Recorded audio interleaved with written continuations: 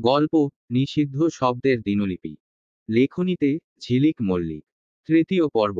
ঘড়ির কাঁটায় রাত এখন ৩টা। হৃদির চোখে ঘুম নেই। পাশে আরবিন বালিশে হেলান দিয়ে বসে ফোনে গেম খেলছে।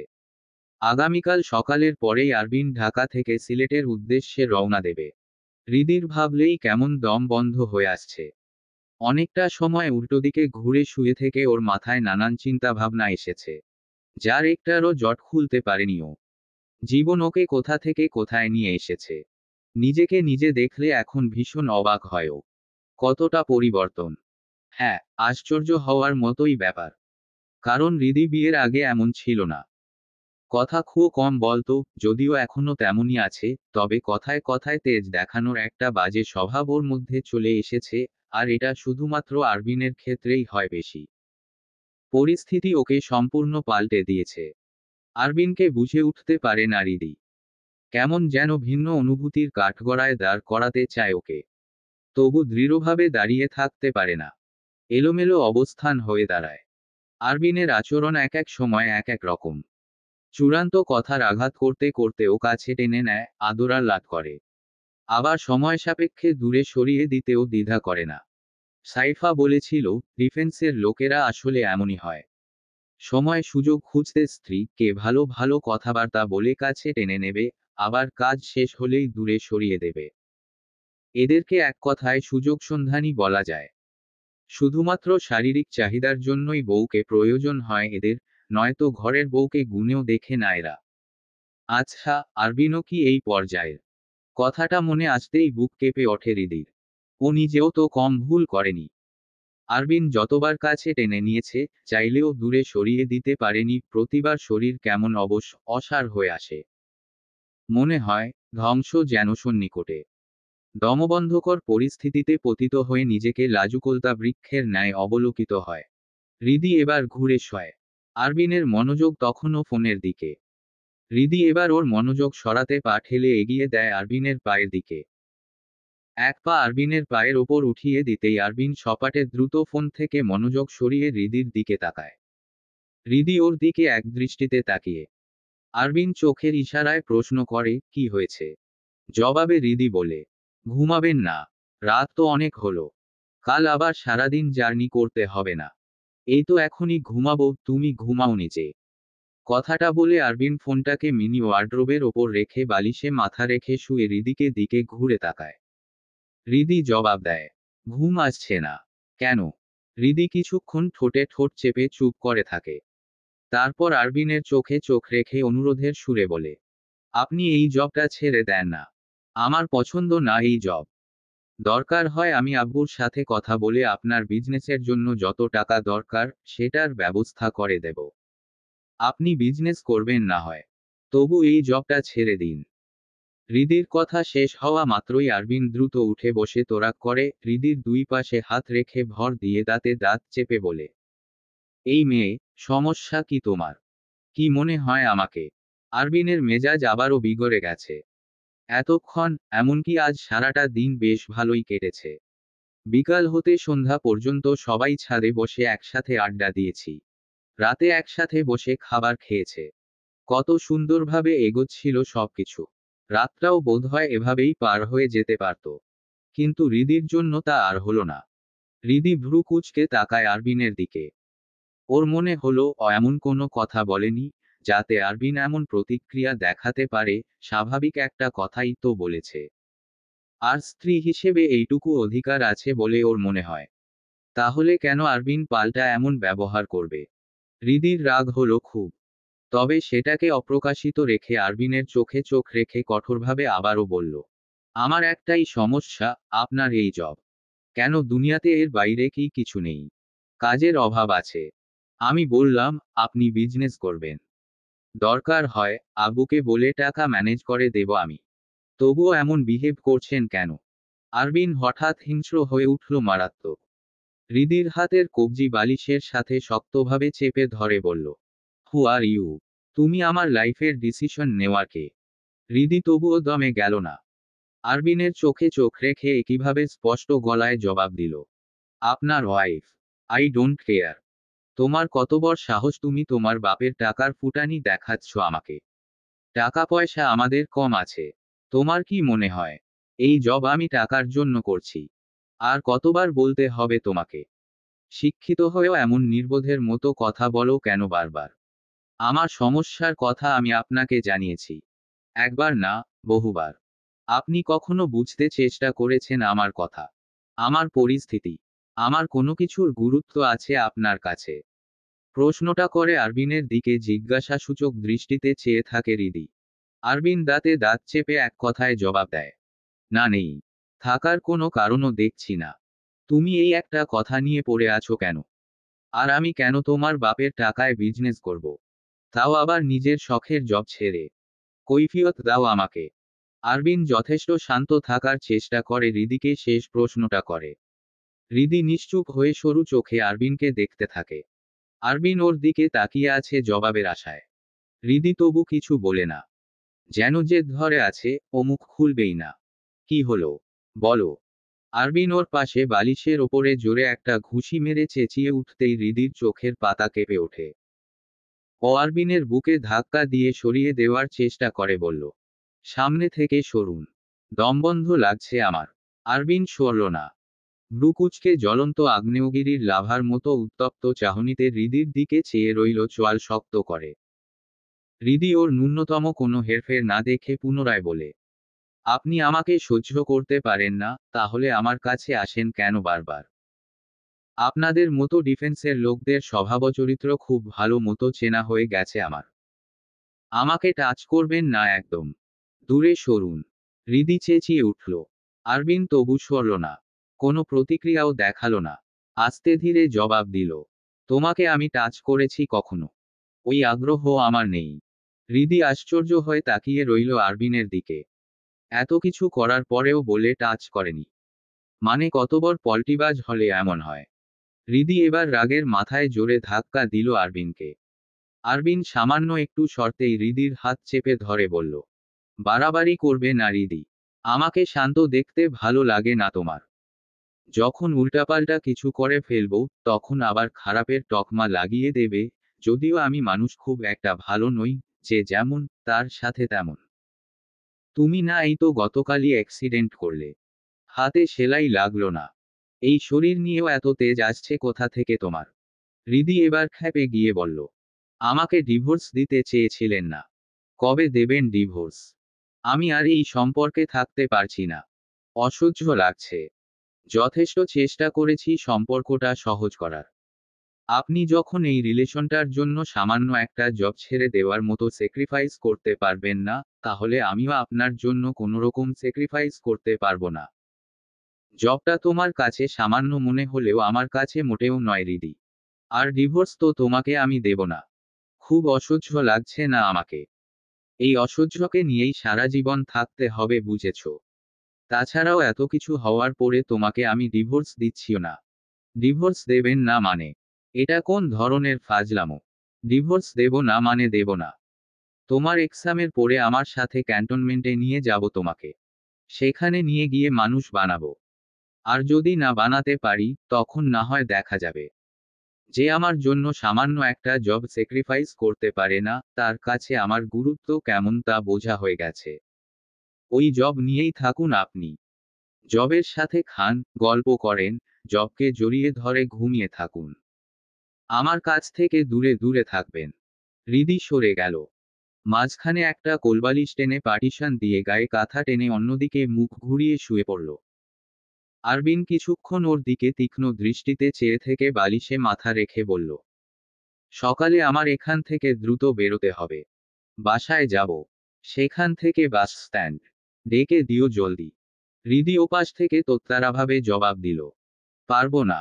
আরবিন চোখ বুজে বলল, সকালে যদি উঠতে দেরি হয় আমার, তার জন্য দায়ী থাকবে তুমি। থাপ্পড় মারব দুই গালে চারটা। একটা থাপ্পড়ও কম জোরের হবে না কিন্তু। হৃদি সকালে ঘুম থেকে উঠে বসা মাত্রই মাথা ঝিম মেরে ধরল ওর। মাথায় হাত চেপে রেখে কিছুক্ষণ চুপচাপ বসে রইল হৃদি। জানালার বাইরের আলো দেখে মনে হচ্ছে, সকাল অনেকটা হয়েছে। রাতে কোথায় আটকে ঘুমিয়েছিল? তাহলে সকালে খুলল কে? ঘরে কে এসেছিল? কথাটা মনে হতেই আরবিনের কথা মনে পড়ল হৃদির। ক্লান্তি আর কড়া ডোজের মেডিসিনের জন্য অনেকক্ষণ ঘুমিয়েছে হৃদি।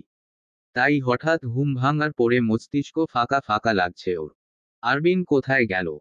ঘরে কোথাও দেখতে না পেয়ে তড়িঘড়ি করে উঠে গেল হৃদি। দরজা খোলাই ছিল। ঘরের বাইরে বেরোতেই দেখতে পেল ওর আম্মা ড্রয়িং রুমের সেন্টার টেবিল পরিষ্কার করছেন। হৃদি দ্রুত ওর আম্মার কাছে গিয়ে প্রশ্ন করল, আম্মা, আরবিন কোথায়? ও তো চলে গেছে। চলে গেছে মানে? কোথায় গেছে? ওর বাসায় গেছে। সেখানে কিছুক্ষণ থেকে বাস ধরে সিলেট যাবে বিকালের দিকে।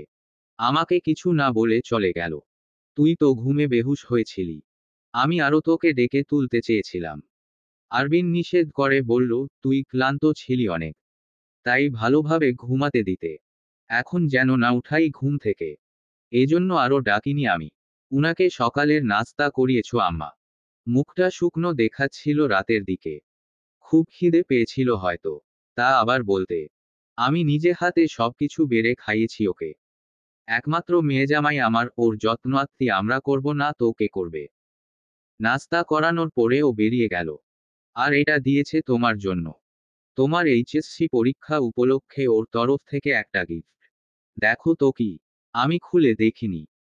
তানিয়া বেগম পাশের ড্রয়ারের ভেতর থেকে ছোট্ট একটা প্যাকেট হাতে নিয়ে হৃদির হাতে দিল। হৃদি সেটা হাতে নিয়ে সোফায় বসল। সাদা মিনি ব্যাগটা খুলে দেখল ভেতরে একটা লাল রঙের জুয়েলারি বক্স। কৌতূহলী হৃদি চটপটে হাতে বক্সটা খুলতেই বক্সের ভেতরে একটা সোনালী রঙের চিকন চেইন চিকচিক করতে লাগলো। স্বর্ণের চেইন এটা। হৃদি লোকেটা বক্স থেকে উঠিয়ে তুলে ধরতেই খেয়াল করল, চেইনের সাথে ইংরেজিতে এই অক্ষরের একটা ছোট্ট লকেট ঝুলানো। জুয়েলারি বক্সের সাথেই একটা চিরকুট পেল হৃদি। সেখানে গুটি গুটি বাংলা অক্ষরে লেখা রয়েছে, তোমার সমস্ত কিছু হোক আমার নামে। এই চেইনটা সবসময় গলায় পরে থাকবে। এটা পরে ফটো তুলে ব্লগ খুলে হোয়াটসঅ্যাপে ফটো দিও। অপেক্ষায় থাকবো। পরীক্ষার জন্য শুভকামনা। মাথা থেকে সব আজগুবি চিন্তা বাদ দিয়ে পরীক্ষার প্রিপারেশন নাও ভালোভাবে। জীবনে অনেক দূর এগিয়ে যেতে হবে। হৃদি চিরকুটের শুরুর লেখাটুকু মনে মনে পড়ে শেষের 3 লাইন জোরে জোরে পড়ল। ওর আম্মা কি বুঝলো কে জানে, তিনি সানন্দে বলে উঠলেন, জামাইটা আমার খুব ভালো ছেলে। দেখেছিস, এরকম স্বামী পেতেও কপাল লাগে। হৃদি মায়ের কথায় সামনাসামনি মুচকি হেসে সায় দিয়ে অপরদিকে মনে মনে বিড়বিড় করে বলল, হ্যাঁ, আসলেই কপাল লাগে। কি কপাল আমার। বাংলা বর্ষপঞ্জিকার পাতায় এখন আষাঢ় মাস। এই মাসের দ্বিতীয় সপ্তাহ চলমান। হৃদির এইচএসসি পরীক্ষা শেষ হয়েছে 13 দিন হতে চলল। আজ বিকালে হৃদি বাইরে বেরিয়েছিল সাইফার সাথে। পরীক্ষা শেষ হওয়ার পর থেকেই মুক্ত বিহঙ্গের ন্যায় খোলা আকাশে উড়ে বেড়াচ্ছে হৃদি। সাথে জুটিয়েছে সাইফাকে। আপাতত ওর কোনো বাঁধাধরা নিয়ম নেই। খাওয়া, ঘুমসহ যাবতীয় দৈনন্দিন সকল কাজ করার জন্য নির্দিষ্ট কোনো রুটিনও নেই। যখন যা খুশি করতে পারছে ও। ইচ্ছে হলে যখন খুশি খাচ্ছে দাচ্ছে, আবার ইচ্ছা মোতাবেক রাতে সময় করে ঘুমাচ্ছে। এমনও দিন গেছে, রাত 3টা-4টা। এমনকি ভোর নাগাদ মুভি সিরিজ দেখা, উপন্যাসের বই পড়ার কাজে ব্যয় করাই চলে যাচ্ছে ওর। বেশিরভাগ দিন ঘুম থেকে ওঠা হয় দুপুর 12টা কি 1টায়। তারপর কিছুক্ষণ জিরিয়ে ঝিমিয়ে কেটে যায়। ঝিমোতে ঝিমোতে গোসল করতে যায় দুপুর 1টার পরে। গোসল সেরে বেরিয়ে দুপুরের খাবার খেয়ে হৃদি ছুট লাগায় বাইরে। এই কদিনে একটা দিনও দুপুরের পরবর্তী সময়ে ওকে ঘরে পাওয়া যায়নি। তানিয়া বেগম মাঝে মধ্যে চোখ গরম করে বকাঝকা করলেও তা মোটেও গায়ে মাখছে না হৃদি। এদিকে সোহরাব হোসেনও স্ত্রীকে উপদেশ দিয়েছেন, মেয়েকে এত প্রেশার না দিতে। এত বাঁধাধারা নিয়মে না বাঁধতে। টানা কয়েকটা মাস একনাগাড়ে পড়াশোনা করার কারণে মস্তিষ্ক জট পাকিয়ে আছে ওর। এই জটটা খুলতে দেওয়ার সুযোগ করে দেওয়া হোক। তারপর না হয় আবার পড়াশোনায় ফিরবে। স্বামীর পরামর্শে মেয়েকে আর কিছু বলেননি তানিয়া বেগম। তবে সবদিকেই খেয়াল রাখছেন তিনি। মেয়ে কখন কি করছে, কখন খাচ্ছে, ঘুমাচ্ছে, সবকিছু। কড়া হুঁশিয়ারিতে হৃদির রুটিন নিয়ে কথা বললেও হৃদি তা মানছে না। ওকে দেখে মনে হয় পরীক্ষার পেরেশানি থেকে বেরিয়ে ভীষণ আনন্দিত। নিজের ইচ্ছা স্বাধীনতা ফিরে পেয়ে খুব খুশি। অবশ্য এটা স্বাভাবিক। এই বয়সের বেশিরভাগ ছেলেমেয়েরা মুক্ত পাখি নেয়। এরা শুধু আকাশে বাতাসে ছুটে বেড়াতে চায়। খাঁচায় বন্দি করে এদেরকে রাখা যায় না। আর যদি আসে পড়াশোনার আলাপ, সেখানেই তো কেল্লাফতে। সুযোগ পেলে পড়াশোনার বিপরীত দিকটাই সবসময় খুঁজে নেয় ছেলেপেলেরা। এই যেমন হৃদিও নিয়েছে। এখন যেহেতু পড়াশোনা অতটা গুরুত্বপূর্ণ বিষয় না, সেহেতু ছোটাছুটি করে বেড়ানোটাই শ্রেষ্ঠ কার্যক্রম। আজও হৃদি দুপুরের পরপরই বেরিয়েছে। ওর আম্মাকে বলে গেছে ফিরবে মাগরিবের আজানের আগে। আশপাশের এরিয়ায় একটা নতুন রেস্টুরেন্ট চালু করা হয়েছে, সেখানেই যাবে ও আর সাইফা। সাইফা বসে আছে টিস্যু হাতে নিয়ে। রেস্টুরেন্টটার ইনডোর আউটডোর সবই সুন্দর, তবে আউটডোরটা একটু বেশিই মনোরম। হৃদি আর সাইফা বসেছে আউটডোরে একটা কর্নারের টেবিলে। খাবার এখনো সার্ভ করা হয়নি। হৃদি ফোনে নিজের চুড়ি পরিহিত চিকনচাকন হাতটার ফটো তোলায় ব্যস্ত। সাইফা কিছুক্ষণ একদৃষ্টিতে হৃদির দিকে তাকিয়ে থেকে বলল, দুলাভাই তোর সাথে আর যোগাযোগ করলই না। উহু।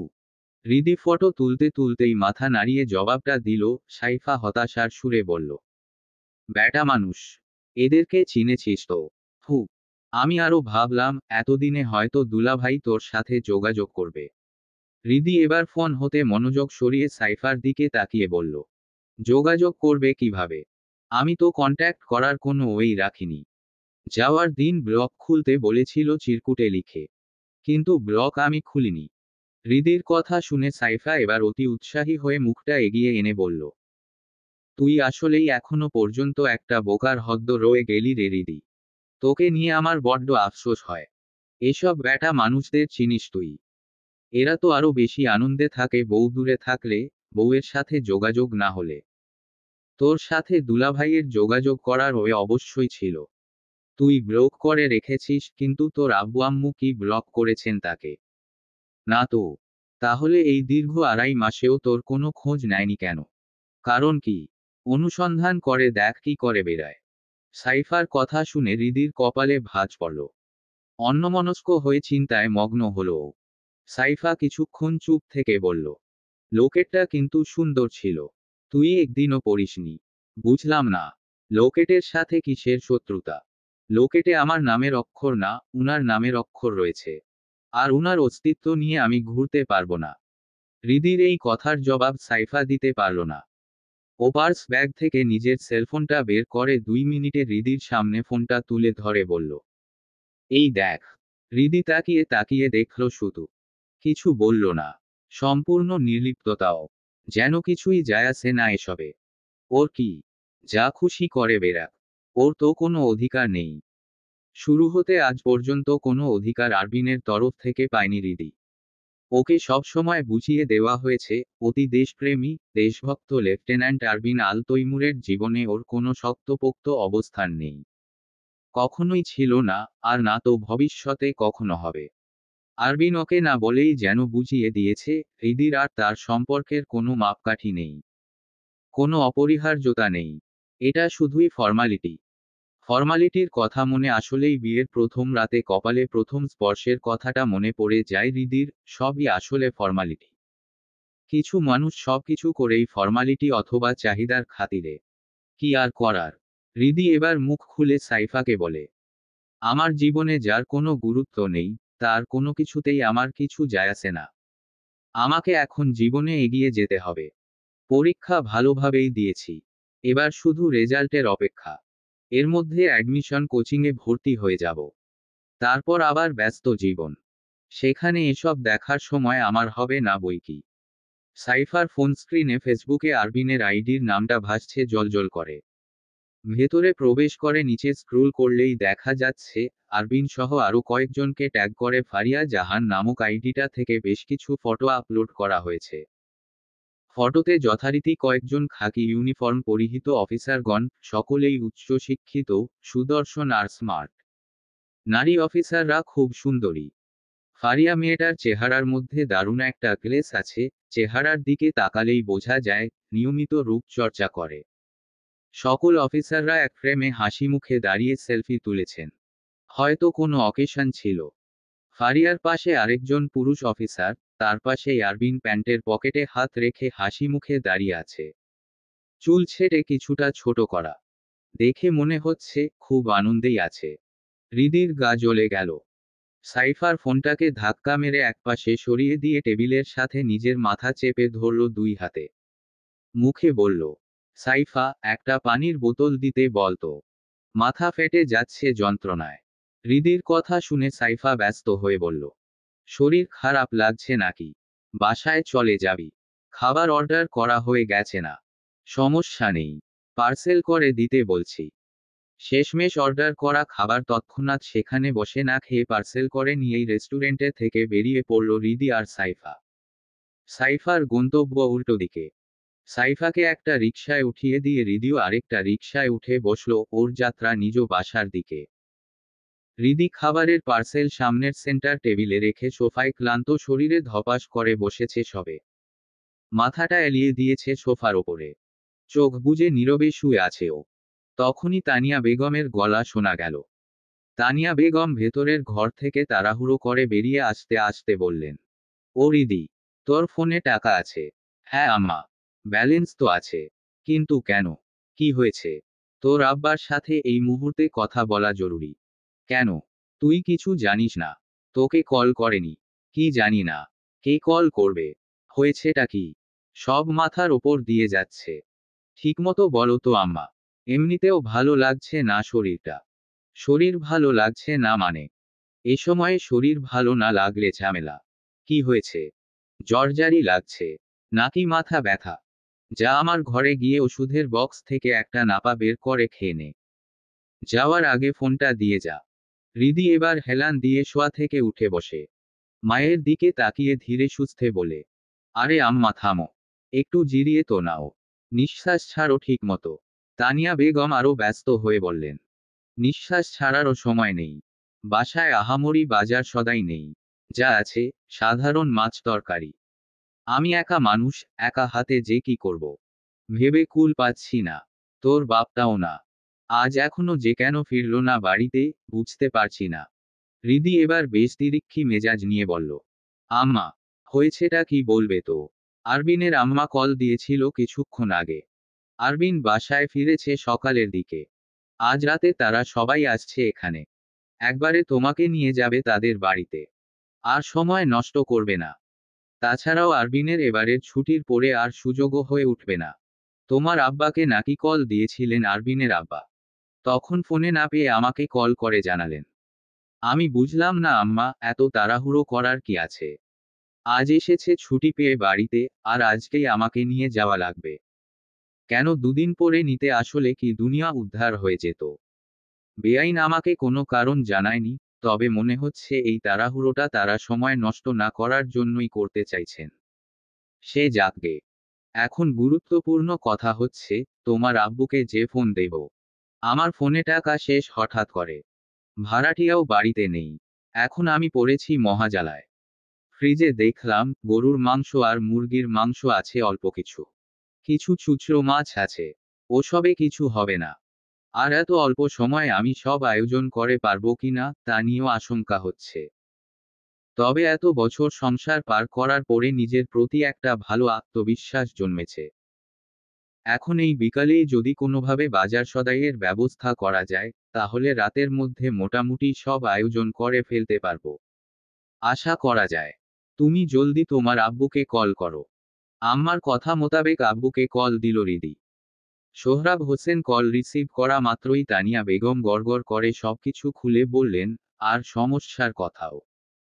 সোহরাব হোসেন ফোনের ওপাশ থেকে আশ্বাস দিয়ে জানালেন, নিশ্চিন্ত থাকতে। ঘণ্টা খানেকের মধ্যেই তিনি ফিরছেন বাজার করে নিয়ে। তানিয়া বেগম যেন অন্যান্য কাজ শুরু করে দেয়। স্বামীর কথায় আশ্বস্ত হয়ে রান্নাঘরে ছুটলেন তানিয়া বেগম। যাওয়ার আগে হৃদিকে বলে গেলেন, ঘর গুছিয়ে রাখতে আর কাকিমণিকে কল করতে। হৃদি ওর মায়ের ফোন নিয়ে ঘরে গেল। কললিস্টে নাম্বার খুঁজে বের করার মুহূর্তেই তানিয়া বেগমের ফোনে একটা কল আসলো। মায়ের ফোনে কল দেওয়া নাম্বারটা দেখে কিছুক্ষণ হতভম্ব হয়ে দাঁড়িয়ে রইল হৃদি। ওদিকে ওর আম্মা কাজে ব্যস্ত। এক প্রকার দ্বিধাদ্বন্দ্বের মধ্যে কল রিসিভ করল হৃদি। সঙ্গে সঙ্গে ফোনের ওপাশ থেকে একটা রাশভারী আওয়াজ শোনা গেল। আসসালামু আলাইকুম, আম্মু। আপনার শাশুড়ি নেই কলে? শাশুড়ির মেয়ে বলছি। ওয়ালাইকুম আসসালাম। ফোনের অপর পাশ থেকে আরবিন বলে উঠল, ওহ তুমি। যাক ভালোই হয়েছে, কল দিয়ে তোমাকেই চাইতাম। রাতে আসছি, শুনেছ নিশ্চয়ই। হু, গাঢ় লাল খয়েরি রঙের একটা শাড়ি পরবে আজ, তবে জামদানি বা জর্জেট শাড়ি নয়। সুতির মধ্যে পরবে, ঠোঁটে লিপস্টিক যেন না দেখি এসে। আর ব্লাউজও সুতি কাপড়ের পরবে, জামদানি ভুলেও পরবে না। মুখে কোনো প্রসাধনীয় ব্যবহার করবে না। ওকে রাখছি এখন, আল্লাহ হাফেজ। ঘড়ির কাঁটায় রাত 8টা বেজেছে সবে। হৃদি তাড়াহুড়ো করছে ভীষণ। ওদিকে রান্নাঘরে ওর আম্মা রান্নার কাজে ব্যস্ত। সোহরাব হোসেন এসে বাজার দিয়ে আবার বেরিয়েছেন দই মিষ্টি আনতে। হালিমা খাতুনকে কল করে আসতে বলেছেন তানিয়া বেগম। মেয়ে আজই শ্বশুরবাড়িতে চলে যাবে, হালিমা খাতুন না থাকলে হয় না। তাই হালিমা খাতুন ফোন পাওয়ার সঙ্গে সঙ্গেই রওনা দিয়েছেন। হৃদি একাই শাড়ি পরেছে। সব সময় ওর আম্মা পরিপাটিভাবে পরিয়ে দিলেও ও নিজে একেবারে খারাপ পারে না। হৃদি ওর আব্বাকে বলে দিয়েছে যেন আসার সময় একটা বেলি ফুলের গাজরা আনেন তিনি। হৃদি শাড়ির কুচি ধরে অতি সাবধানে হেঁটে রান্নাঘরে গিয়ে ওর মায়ের সামনে গিয়ে দাঁড়ালো।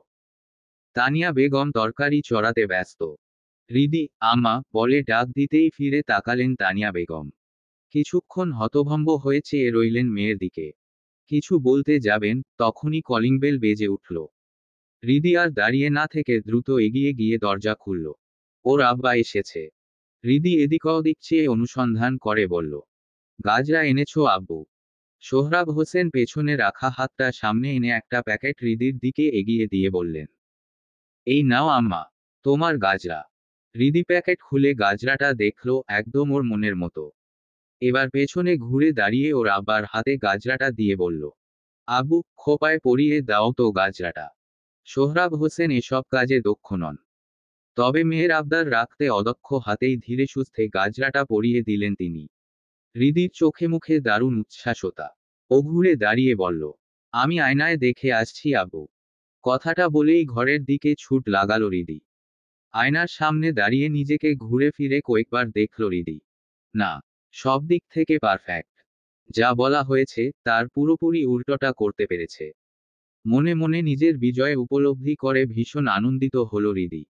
তখনই আবারও কলিং বেল বেজে উঠল। হৃদি ভাবল ওর আব্বু গিয়ে সদর দরজা খুলে দেবেন। কিন্তু পরপর আরও কয়েকবার কলিং বেল টানা বাজতে থাকায় হৃদি ঘর থেকে বেরিয়ে নিজে গেল দরজা খুলতে। সদর দরজা খুলতেই সামনে আরবিনের পরিবারের সবাইকে দাঁড়িয়ে থাকতে দেখে ভদ্রতাসূচক হালকা হাসল ও। তারপরই শ্বশুর শাশুড়িকে সালাম দিয়ে ভেতরে আসতে বলল। আরবিনের আব্বা আম্মা ভেতরে চলে আসতেই আরবিনকে দেখা গেল এবার। আরবিন দরজার সামনে সাদা একটা শার্ট আর ডিপ অ্যাশ রঙা ডেনিম ফেব্রিক্সর প্যান্ট পরিহিত, 2 হাত পকেটে রেখে দাঁড়িয়ে আছে স্ট্রেইটলি। হৃদি আরবিনকে দেখে ঠোঁট চেপে বোবা হয়ে দাঁড়িয়ে রইল।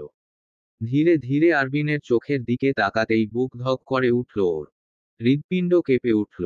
আরবিনের চোখ নাক লাল হয়ে গেছে। রেগে গেলেই বুঝি এমন হয়। এর আগে আরবিনকে কখনো এতটা রেখে যেতে দেখেনি হৃদি। হ্যাঁ, রাগ সে স্বচক্ষে বহুবার দেখেছে। বলা যায় আরবিন তার রাগ শুধুমাত্র হৃদিকেই হয়তো দেখিয়েছে। এর বাইরে প্রফেশনাল লাইফে দেখালেও দেখাতে পারে। তবে সে বিষয়ে খুব বেশি জানা নেই হৃদির। আরবিন দাঁতে দাঁত চেপে হৃদির দিকে কিছুটা এগোলো। শাড়ির আঁচল গলিয়ে ওর হাতের কবজি চেপে ধরে ফিসফিসিয়ে বলল, জর্জেট শাড়ি পরেছ কেন তুমি? আর জামদানি ব্লাউজ তুমি? এই মুহূর্তে তোমাকে থাপড়াতে পারলে খুব শান্তি পেতাম। এখনই ঘরে গিয়ে এই শাড়ি ব্লাউজ চেঞ্জ করে সুতির শাড়ি আর ব্লাউজ পরবে। হৃদি তৎক্ষণাৎ মুখের ওপর জবাব দিল, পারবো না। আমার শরীর, যা কিছু পরব আমার মর্জি। আপনি বলার কে? বেয়াদব। তুলে একটা আছাড় মারব। সব জায়গায় ঘাটতারামি না করলে চলে না, তাই না? একবার জাস্ট বাড়িতে চলো, তোমার সব তোত্তারামি আর তেজ ছুটিয়ে দেব। হৃদি পাল্টা মুখ ভেঙচি দিল। ভাবখানা এমন, ভয় পাই নাকি? আরবিন আরো শক্ত করে হৃদির হাতের কবজি চেপে ধরেছে। হৃদির চরম অস্বস্তি হচ্ছে। রাগও উঠছে। আশেপাশে কেউ নেই। সদর দরজার পরে সরু বারান্দা পেরোলে তারপরই ড্রয়িং রুম। আরবিন এবার আশেপাশে দেখে কিছুটা ঝুঁকল। হৃদির ঠোঁটে গাঢ় ডার্ক খয়েরি লিপস্টিক। নিচু হয়ে হৃদির ঠোঁটের সামনে মুখ এগোলো আরবিন। কিছু একটা করতে যে ও করল না। পকেট হতে টিস্যু বের করে কাছাকাছি এগিয়ে হৃদির ঠোঁটের লিপস্টিক মুছে দিল ধীরে ধীরে। হৃদি ভ্রু কুঁচকে তাকিয়ে রইল আরবিনের দিকে। আরবিন একদম ওর কাছাকাছি। দুজনের নিঃশ্বাস মিলেমিশে একাকার। হৃদি চরম আর্ষ্টতায় নুয়ে গেছে। নিজের রাগজেদের কথাও ভুলে গেছে আপাতত। আরবিন মুখ উঠিয়ে ওকে দেখল এক নজর। সরু চোখে কিছুক্ষণ চেয়ে থেকে তারপর ওর কানের কাছে মুখ এগিয়ে নিয়ে ফিসফিস করে বলল, রিল্যাক্স। আমি তো এখন কিছু বলবো না, তোমাকে পরে দেখে নেব। হৃদিকে পেছনে ফেলে রেখে আরবিন বসার ঘরের দিকে হাঁটা দিল। মনে একরাশ রাগক্ষোভ আর জেদ পুষে রেখে হৃদি ওর পেছনে পেছনে গেল। নিজের ঘরে যেতে হবে। আবারও অকাজটা করতে হবে। মাথার ভেতরে শয়তানি বুদ্ধি ঘুরঘুর করছে। কে যেন কানের কাছে এসে ফিসফিসিয়ে বলছে, তুই আরবিনের কথা শুনবি না হৃদি। লিপস্টিক মুছে দিয়েছে না, এবার আরো গাঢ় করে লিপস্টিক দিবি। শাড়ি ব্লাউজ তো কোনোমতেই চেঞ্জ করবি না। হৃদি করল তাই। বসার ঘরে সবাইকে এক ঝলক দেখে একফাঁকে নিজের ঘরে চলে গেল ও। ওর কাকিমণি এসেছে মাত্র। হৃদির ঘরেই বসেছিলেন তিনি। হৃদিকে ঘরে ফিরতে দেখে হালিমা খাতুন বললেন, কি রে মা, তোর জামাকাপড় সবকিছু গুছিয়ে নিয়েছিস? জরুরি কাগজপত্রগুলো পরে তো দরকার হবে। হ্যাঁ কাকিমণি, মোটামুটি সবকিছুই গুছিয়ে নিয়েছি। তাও একবার তুমি দেখো তো সবকিছু ঠিকঠাক আছে কিনা। হালিমা খাতুনের সামনে বিরাট বিরাট লাগেজগুলো টেনে নিয়ে আসলো হৃদি। হালিমা খাতুন লাগেজ দুটো খুলে ভালোভাবে চেক করে নিলেন সবকিছু ঠিক আছে কিনা। তারপর হৃদির দিকে তাকিয়ে বললেন, শাড়ি নিসনি একটাও? শাড়ি নিয়ে কি করব? ওমা অকি কথা, তুই কি 1-2 দিনের জন্য যাচ্ছিস নাকি? সারা জীবনের জন্যই তো চলে যাচ্ছিস। দরকারি জিনিসপত্র নিবি না সব? শ্বশুরবাড়িতে যাওয়ার পর থেকে তো শাড়িই পরতে হবে বেশিরভাগ সময়। কাকিমণির কথা শুনে এবার ধ্যান ভাঙল হৃদির। আসলেই তো, ও এতক্ষণে একবারও ভেবে দেখেনি যে ও বাপের বাড়ি ছেড়ে শ্বশুরবাড়িতে চলে যাচ্ছে একেবারে। এরপর এখানে আসলেও আসতে হবে অতিথি হয়ে, থাকতে হবেও সেভাবেই। বিয়ের পরে শ্বশুরবাড়িই হয়ে ওঠে মেয়েদের চিরস্থায়ী বাড়ি। যদিও এই সংজ্ঞায় হৃদি বিশ্বাসী নয় মোটেও। তবে বাস্তবতা মেনে না নিয়েও কোনো উপায় নেই। হৃদি এবার ফ্লোরে বসল হালিমা খাতুনের পাশে। তার কাঁধে 2 হাত রেখে বলল, এসব বাদ দাও তো কাকিমণি, দেখি এদিকে ফেরো তুমি। মুখ শুকনা লাগে কেন তোমার? খাওয়া দাওয়া করো না ঠিক মতো? নাকি চিন্তা করো সারা দিন রাত? আমার কি আর চিন্তার শেষ আছে রে মা? তিতাসের পড়াশোনার ঝক্কি। জামিয়া বড় হচ্ছে। ওর বিয়ে শাদি দিতে হবে। কত চিন্তা ভাবনা। তোর কাকাই থাকলে তো আমাকে এত দুশ্চিন্তা করতে হতো না। বাপুহীন ছেলেমেয়েদের মানুষ করা খুব কঠিন। সবাই বোঝে না। হালিমা খাতুন হালকা হাসার চেষ্টা করে কথাগুলো বললেও তার সামান্য দীর্ঘশ্বাসই যেন কত কিছু বলে দিতে চায় অকপটে। হৃদি নিষ্পলক চাহনিতে শুধু চেয়ে চেয়ে দেখে ওর কাকিমণিকে। মানুষটা এমনিতেও ছোটখাটো, তার উপর দুশ্চিন্তা আর পরিশ্রম করে করে শরীরে অজস্র রোগ বাঁধিয়েছে। রোগা হয়ে গেছে ভীষণ। হৃদি এবার ওর কাকিমণির গালে এক হাত রেখে বলল, তোমাকে একটা অনুরোধ করি। হালিমা খাতুন বিচক্ষণ মানুষ। তিনি যেন বুঝতে পারলেন হৃদি কি বলতে পারে। তাই কিছুটা রাশভারী আওয়াজে বললেন, রাখার মতো হলে কর। হৃদিও নাছোড় বান্দা। সহসা জবাব দিল, রাখারা মতোই। তুমি এবার একটা বিয়ে করেই নাও না কাকিমণি। জামিয়া আর তিতাসের জন্য হলেও। তাছাড়া তোমার বয়সও তো কম। এজন্য বল, এ ধরনের কথা আর কখনো বলবি না হৃদি। তাহলে কিন্তু আমাকে এখানে আসাও বন্ধ করতে হবে। হালিমা খাতুন হৃদিকে থামিয়ে দিয়ে শক্ত গলায় কথাটা বলতেই হৃদি সঙ্গে সঙ্গে চুপ হয়ে গেল। নতমুখে বসে রইল। হালিমা খাতুন এবার শক্ত থেকে নরম হলেন। চোখের জল ফেলতে ফেলতে বিষণ্ণ সুরে বললেন, আমি তো তোর কাকার নামেই বাঁচতে চাই রে মা।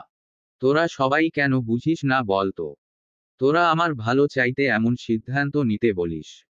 কিন্তু আমার ভালো যে আসলে কিসে হবে, কিসে যে আমি ভালো থাকবো, তা তোরা কেউ বুঝতে পারিস না।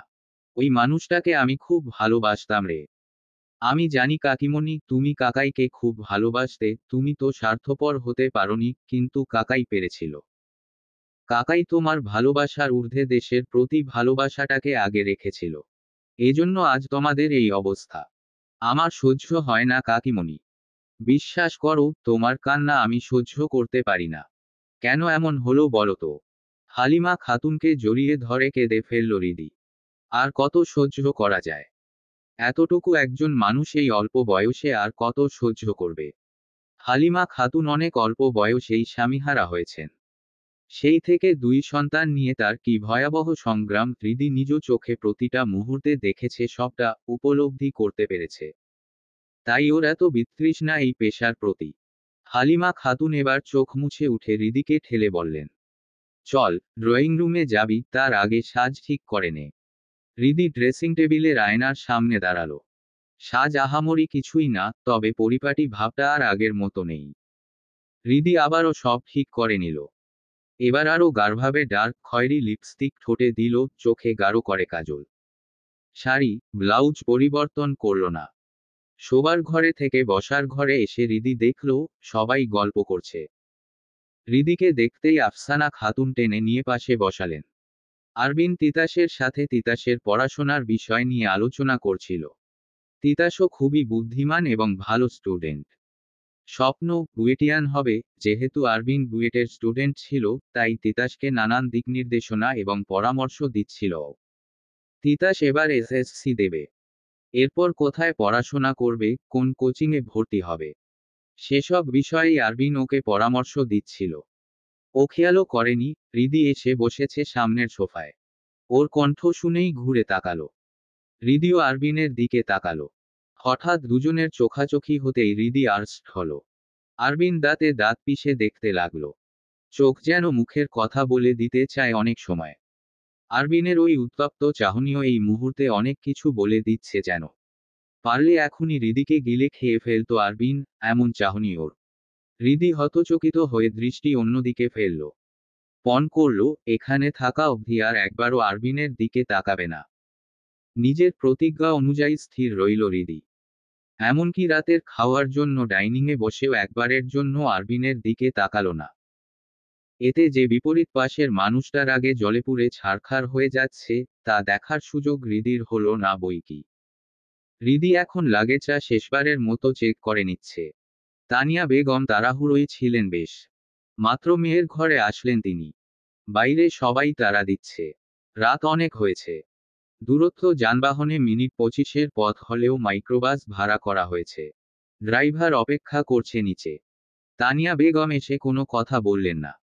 কিছুক্ষণ শক্ত করে জড়িয়ে ধরে রইলেন হৃদিকে। তবে মেয়ের মা হয়েও যথেষ্ট শক্ত রয়েছেন তিনি। চোখে এক ফোঁটাও নোনাপানি নেই। তা দেখে হৃদির আরও বেশি অভিমান হলো। এত তাড়াহুড়োয় হঠাৎ করে নিজের আপনালয় ছেড়ে চলে যাচ্ছে ও, তাতে আবার কারো তেমন কোনো প্রতিক্রিয়া নেই। হৃদি এবার কেঁদে ফেলল শব্দ করে। তানিয়া বেগমকে বলল, তুমি কাঁদছো না কেন আম্মা? আমি একেবারে চলে যাচ্ছি তো। তানিয়া বেগমের হৃৎপিণ্ড যেন এফোরোফোর হয়ে গেল হৃদির এই কথায়। ঠোঁট চেপে নিজেকে সামলে নিলেন। মেয়ের থুতনি ধরে মুখ উঠিয়ে বললেন, আরে আম্মাজান, কাঁদবো কেন? তুমি কি চিরকালের জন্য চলে যাচ্ছ নাকি? আবার তো দেখা হবে আমাদের সাথে, তাই না? তানিয়া বেগম নিজেও জানেন, কথাটা মোটেও সত্যি নয়। আরবিনের সাথে ক্যান্টনমেন্টে চলে গেলে আরবিনের যখন ছুটি হবে, তখনই আসার সুযোগ পাবে হৃদি। সবটা কেমন যেন তাড়াহুড়োয় হয়ে গেল। বাস্তবিক দিকটা ভাবলেই বুক ফেটে যাচ্ছে তানিয়া বেগমের। যথেষ্ট শান্ত থেকে হৃদিকে বসার ঘর পর্যন্ত নিয়ে আসলেন। সবাই যাওয়ার জন্য অপেক্ষা করছিল সেখানে। বসার ঘরে আসার আগে হালিমা খাতুনকে শক্ত করে কিছুক্ষণ জড়িয়ে ধরে থাকল হৃদি। হালিমা খাতুন ওর পরিস্থিতি বুঝলেন। তাই অস্থিরতা না দেখিয়ে হৃদির মাথায় হাত বুলিয়ে দিলেন কিছুক্ষণ। সবকিছু ঠিকঠাকভাবেই এগোচ্ছিল। কিন্তু সোহরাব হোসেন যখন মেয়েকে এগিয়ে দিতে সামনে আসলেন, তখন হৃদি নিজেকে মোটেও সামলাতে পারল না। ধৈর্যের সর্বোচ্চ বাঁধ ভেঙে হাউমাউ করে কান্না শুরু করে দিল। সোহরাব হোসেনের ভেতরটা খাঁ করছে। ছোট ছোট আঙুলগুলোকে আঙুলে পেঁচিয়ে যাকে হাঁটতে শিখিয়েছেন, যার প্রতিটা আবদার, অভিমান, অভিযোগ, সবটাই ছিল তাকে ঘিরে, সেই ছোট্ট মেয়েটাও আজ বড় হয়ে গেছে। সে নাকি শ্বশুরবাড়ি চলে যাবে। মেয়েটাকে আর তেমন দেখা হবে না। ভাবলেই সোহরাব হোসেনের পৌরুষিক কঠিন হৃদয়ের সত্তা ভেতর হতে ভেঙে চৌচির হয়ে যেতে চায়। তবুও পরিস্থিতি বিবেচনায় নিজেকে সামলে নিলেন তিনি। নিজে গিয়ে মেয়েকে মাইক্রোতে উঠিয়ে দিয়ে আসলেন। লাগেজ তুলে দিলেন টিকিতে। তারপর সেই মাইক্রোবাসটি রওনা হলো হৃদির বিবাহিত জীবন অতিক্রম করার প্রথম ধাপের দিকে। মাইক্রোবাসের সামনের সিটে বসেছিল আরবিনের আব্বা আম্মা। আরবিন আর হৃদি পেছনের সিটে, হৃদি অন্যদিকে মুখ ঘুরিয়ে প্রায় আধশোয়া হয়ে আছে সিটের ওপর। আরবিন ফোন স্ক্রোল করতে ব্যস্ত ছিল। হৃদিকে আর চোখে দেখছিল মাঝে মধ্যে। মেজাজ যে আরবিনের মোটেও ভালোর পর্যায়ে নেই, তার স্পষ্ট প্রমাণ ওর নিশ্চুপতা আর নীরবতা। মাঝে মধ্যে কিছু নীরবতা কথার আঘাতের চাইতেও মারাত্মক ভয়ঙ্কর। রাস্তায় জ্যাম বেঁধেছিল। মাইক্রোবাস এসে আরবিনদের চারতলা বিল্ডিংয়ের সামনে থামল প্রায় আধা ঘন্টা পরে। আরবিন মাইক্রো থেকে নেমে আগেই উঠে চলে গেল ভেতরে। হৃদির দিকে ফিরেও তাকালো না। হৃদি দিকদিশা না পেয়ে মাইক্রোর ভেতরেই বসে রইল অসহায়ের মতো। শেষমেশ ওকে এই অবস্থা থেকে উদ্ধার করলেন আরবিনের আব্বা আম্মা। তারা ড্রাইভারকে লাগেজটা চারতলার ফ্ল্যাটে দিয়ে যেতে বলে হৃদিকে নিয়ে চলে গেলেন ভেতরে। হৃদির আশঙ্কা হচ্ছে, আরবিনের হঠাৎ কি হলো? এমন চুপ করে থাকার মতো মানুষ তো নয়। যেন ঝড়ের আগের পূর্বাভাস। আরবিনদের চারতলা ফ্ল্যাটের ভেতরটা এই প্রথম দেখছে হৃদি। এর আগে কখনো আসা হয়নি এখানে। ওর শ্বশুর ভেতরের ঘরের দিকে গেছেন। শাশুড়ি এখানে ড্রয়িং রুমে ওকে বসিয়ে রেখে রান্নাঘরে গেছেন শরবত আনতে। হৃদি বসল না সেখানে। উঠে গিয়ে রান্নাঘরের দরজার সামনে দাঁড়িয়ে আফসানা বেগমকে ডাক দিয়ে বলল, আম্মু, এখন আপনার শরবত বানাতে হবে না। আমার পেটে কিছু পড়ার মতো জায়গা নেই। আপনি বরং ঘরে গিয়ে রেস্ট নেন। আফসানা বেগম এগিয়ে এসে অনুরোধ করে বললেন, এক গ্লাস শরবত তো মাত্র। হৃদিও পাল্টা অনুরোধ করে বলল, না আম্মু, এখন সত্যিই খেতে পারবো না। আফসানা বেগম মেনে নিলেন হৃদির অনুরোধ। ওর হাত ধরে ড্রয়িং রুম পেরিয়ে নিয়ে যেতে যেতে বললেন, চলো তোমাকে আমার আব্বার ঘরে দিয়ে আসি। লাগেজ সব ও ঘরে রাখা হয়েছে। জামা কাপড় বের করে আলমারিতে রেখো। হৃদি মাথা নাড়িয়ে সায় জানালো। কিন্তু এদিকে ওর মনের ওপর দিয়ে ঝড় বয়ে যাচ্ছে। শ্বশুরবাড়িতে প্রথম দিন, তার ওপর আরবিনের এমন আচরণ। ঘরে গেলে আবার কি হয় কে জানে। দুরু দুরু বুক আর মনস্তাত্ত্বিক উত্তেজনা চেপে আরবিনের ঘরে প্রবেশ করল হৃদি। আফসানা বেগম আর ভেতরে গেলেন না। বাইরে থেকে বললেন, সকালে দ্রুত উঠতে হবে না, ক্লান্ত আছো, চিন্তামুক্তভাবে ঘুম দাও। আফসানা বেগম যেতেই হৃদি পেছনে ঘুরে ঘরটা দেখতে লাগলো। এই ঘরের দুই পাশের দেয়ালে আরবিনের ইউনিফর্ম পরিহিত দুটো ফটো ফ্রেমে বাঁধাই করে টাঙানো। গোছানো, সুন্দর পরিপাটি একটা ঘর। চোখের শান্তির জন্য এটুকুই যথেষ্ট। হৃদির এসব দেখতে দেখতে হঠাৎ খেয়াল হলো, আরবিন নেই ঘরে, বাথরুমের দরজা খোলা। তার মানে সেখানেও নেই, তাহলে ব্যালকনিতেই হবে। হৃদি ব্যালকনির দরজার সামনে দাঁড়িয়ে উকি দিয়ে দেখল, আরবিন দাঁড়িয়ে ফোনে কথা বলছে। এক হাতের দুই আঙুলের ভাঁজে একটা জ্বলন্ত সিগারেট। কথা বলার ফাঁকে ফাঁকে তাতে টানো দিচ্ছে কয়েকবার করে। ভালোভাবে কান খাড়া করতেই হৃদি শুনতে পেল আরবিনের রাশভারী কণ্ঠস্বর, ফারিয়া, তোমাকে আমি হোয়াটসঅ্যাপে মেসেজ দিয়ে রেখেছি। ইমেইলটা ইমিডিয়েট রিসেন্ড করো আমাকে। হৃদি চমকে উঠল যেন। হতভম্ব হলো। দুই পা পিছিয়েও গেল। আরবিন না ঘুরেও ওর উপস্থিতি টের পেল বোধহয়। এবার পেছনে ফিরে তাকাতেই হতচকিত হৃদিকে দেখল ও। আরবিনের চোখে মুখে কোনো প্রতিক্রিয়া নেই। একদম সহজ স্বাভাবিক। ঠোঁট হতে সিগারেট নামিয়ে হাতের আঙুলের সাথে চেপে ধরে হৃদির দিকে এগিয়ে আসতে লাগল ও। হৃদি আরবিনকে এগোতে দেখে জানালার পর্দা খামচে ধরে শক্ত হয়ে দাঁড়িয়ে রইল। আরবিন এক হাত সমান দূরত্ব রেখে হৃদির চোখে চোখ রাখল। তাচ্ছিল্যের দৃষ্টিতে হৃদির দিকে তাকিয়ে আছে ও। হৃদি এবার অস্ফুট স্বরে প্রশ্ন করল, কার সাথে কথা বলছিলেন? হু আর ইউ? তুমি কৈফিয়ত চাওয়ার কে? আরবিনের কঠোর আওয়াজে চমকে উঠল হৃদি। ভ্রুকুচকে কিছুক্ষণ তাকিয়ে রইল আরবিনের উত্তপ্ত চাহনির দিকে। তারপর ধীরে ধীরে জবাব দিল, আপনার স্ত্রী। আরবিন চোয়াল শক্ত করে বলল, তুমি নিজে মন থেকে মানো। আগে সেটা বলো। হৃদি নির্লিপ্ততা চাহনিতে আরবিনের দিকে তাকিয়ে থাকে। কোনো জবাব দেয় না। ধীরে ধীরে মুখ নত করে ফেলে। তা দেখে আরবিনের আরো বেশি রাগ ওঠে। আর এক পা এগোতেই সম্পূর্ণ দূরত্বটুকু ঘুচে যায়। আরবিন সিগারেটটা ফেলে দেয় খোলা জানালা দিয়ে। হৃদির গাল দুই হাত দিয়ে চেপে ধরে চোখে চোখ রেখে বলে, আমি যা বলি সব সময় তার উল্টোটা করো, পারলে আমাকে এড়িয়ে চলো, আমার অবাধ্য হও সব সময়, আমাদের সম্পর্কের কোনো মূল্যায়ন করো না। তাহলে তুমি আমার কেমন স্ত্রী হলে? হৃদি কোনো জবাব দেয় না। চুপ করে একইভাবে দাঁড়িয়ে থাকলো। আরবিন জবাবের আশায় ওর দিকে কিছুক্ষণ নীরবে চেয়ে থেকে দাঁতে দাঁত পিষে বলে, ওখানে মুরব্বীরা ছিল, এজন্য জর্জেট শাড়ি চেঞ্জ করতে বলেছিলাম। আমার পছন্দ নয় এটা। গাঢ় ডার্ক লিপস্টিকও না। এমনিতেই ঠিক আছো। তবু কেন তুমি শোনোনি আমার কথা? হোয়াই? আরবিনের কথার প্রত্যুত্তর করল না হৃদি। নির্লিপ্ততা যেন ঘিরে ধরেছে ওকে। আরবিন এবার চেঁচিয়ে বলে, কথা বলছো না কেন? বৌবা তুমি। তর্ক করার সময় তো খুব পারো ফটর ফটর করতে। এখন কি হয়েছে? হৃদি হালকা কেঁপে ওঠে আরবিনের চেঁচামেচিতে, ভীতু চোখে তাকায় এবার আরবিনের দিকে। আরবিন একদৃষ্টিতে ওর গালের দুই পাশে একইভাবে হাত রেখে তাকিয়ে থাকে। পরপরই মুখ এগিয়ে নেয় আরো। সর্বনাশা ঘটনা আবারও ঘটার আকস্মিকতায় হৃদি স্থির থাকতে পারে না। হতচকিত চাহনিতে তাকালো আরবিনের দিকে। আরবিন নিজের কাজ করতে ব্যস্ত, মাত্র সিগারেট ছোঁয়ানো ওষ্ঠদ্বয়ের পেছনে হৃদয়ে অস্থিরতা বেড়েই চলেছে হৃদির। মনে হচ্ছে টেনে ধরে কেউ ওকে সিগারেটের ধোঁয়া খাওয়াচ্ছে। আরবিনকে ধাক্কা দিয়ে সরিয়ে দিতে চেয়েও পারল না। আরবিনের কাছে নয়, বরং নিজের কাছে পরাজিত হলো ও।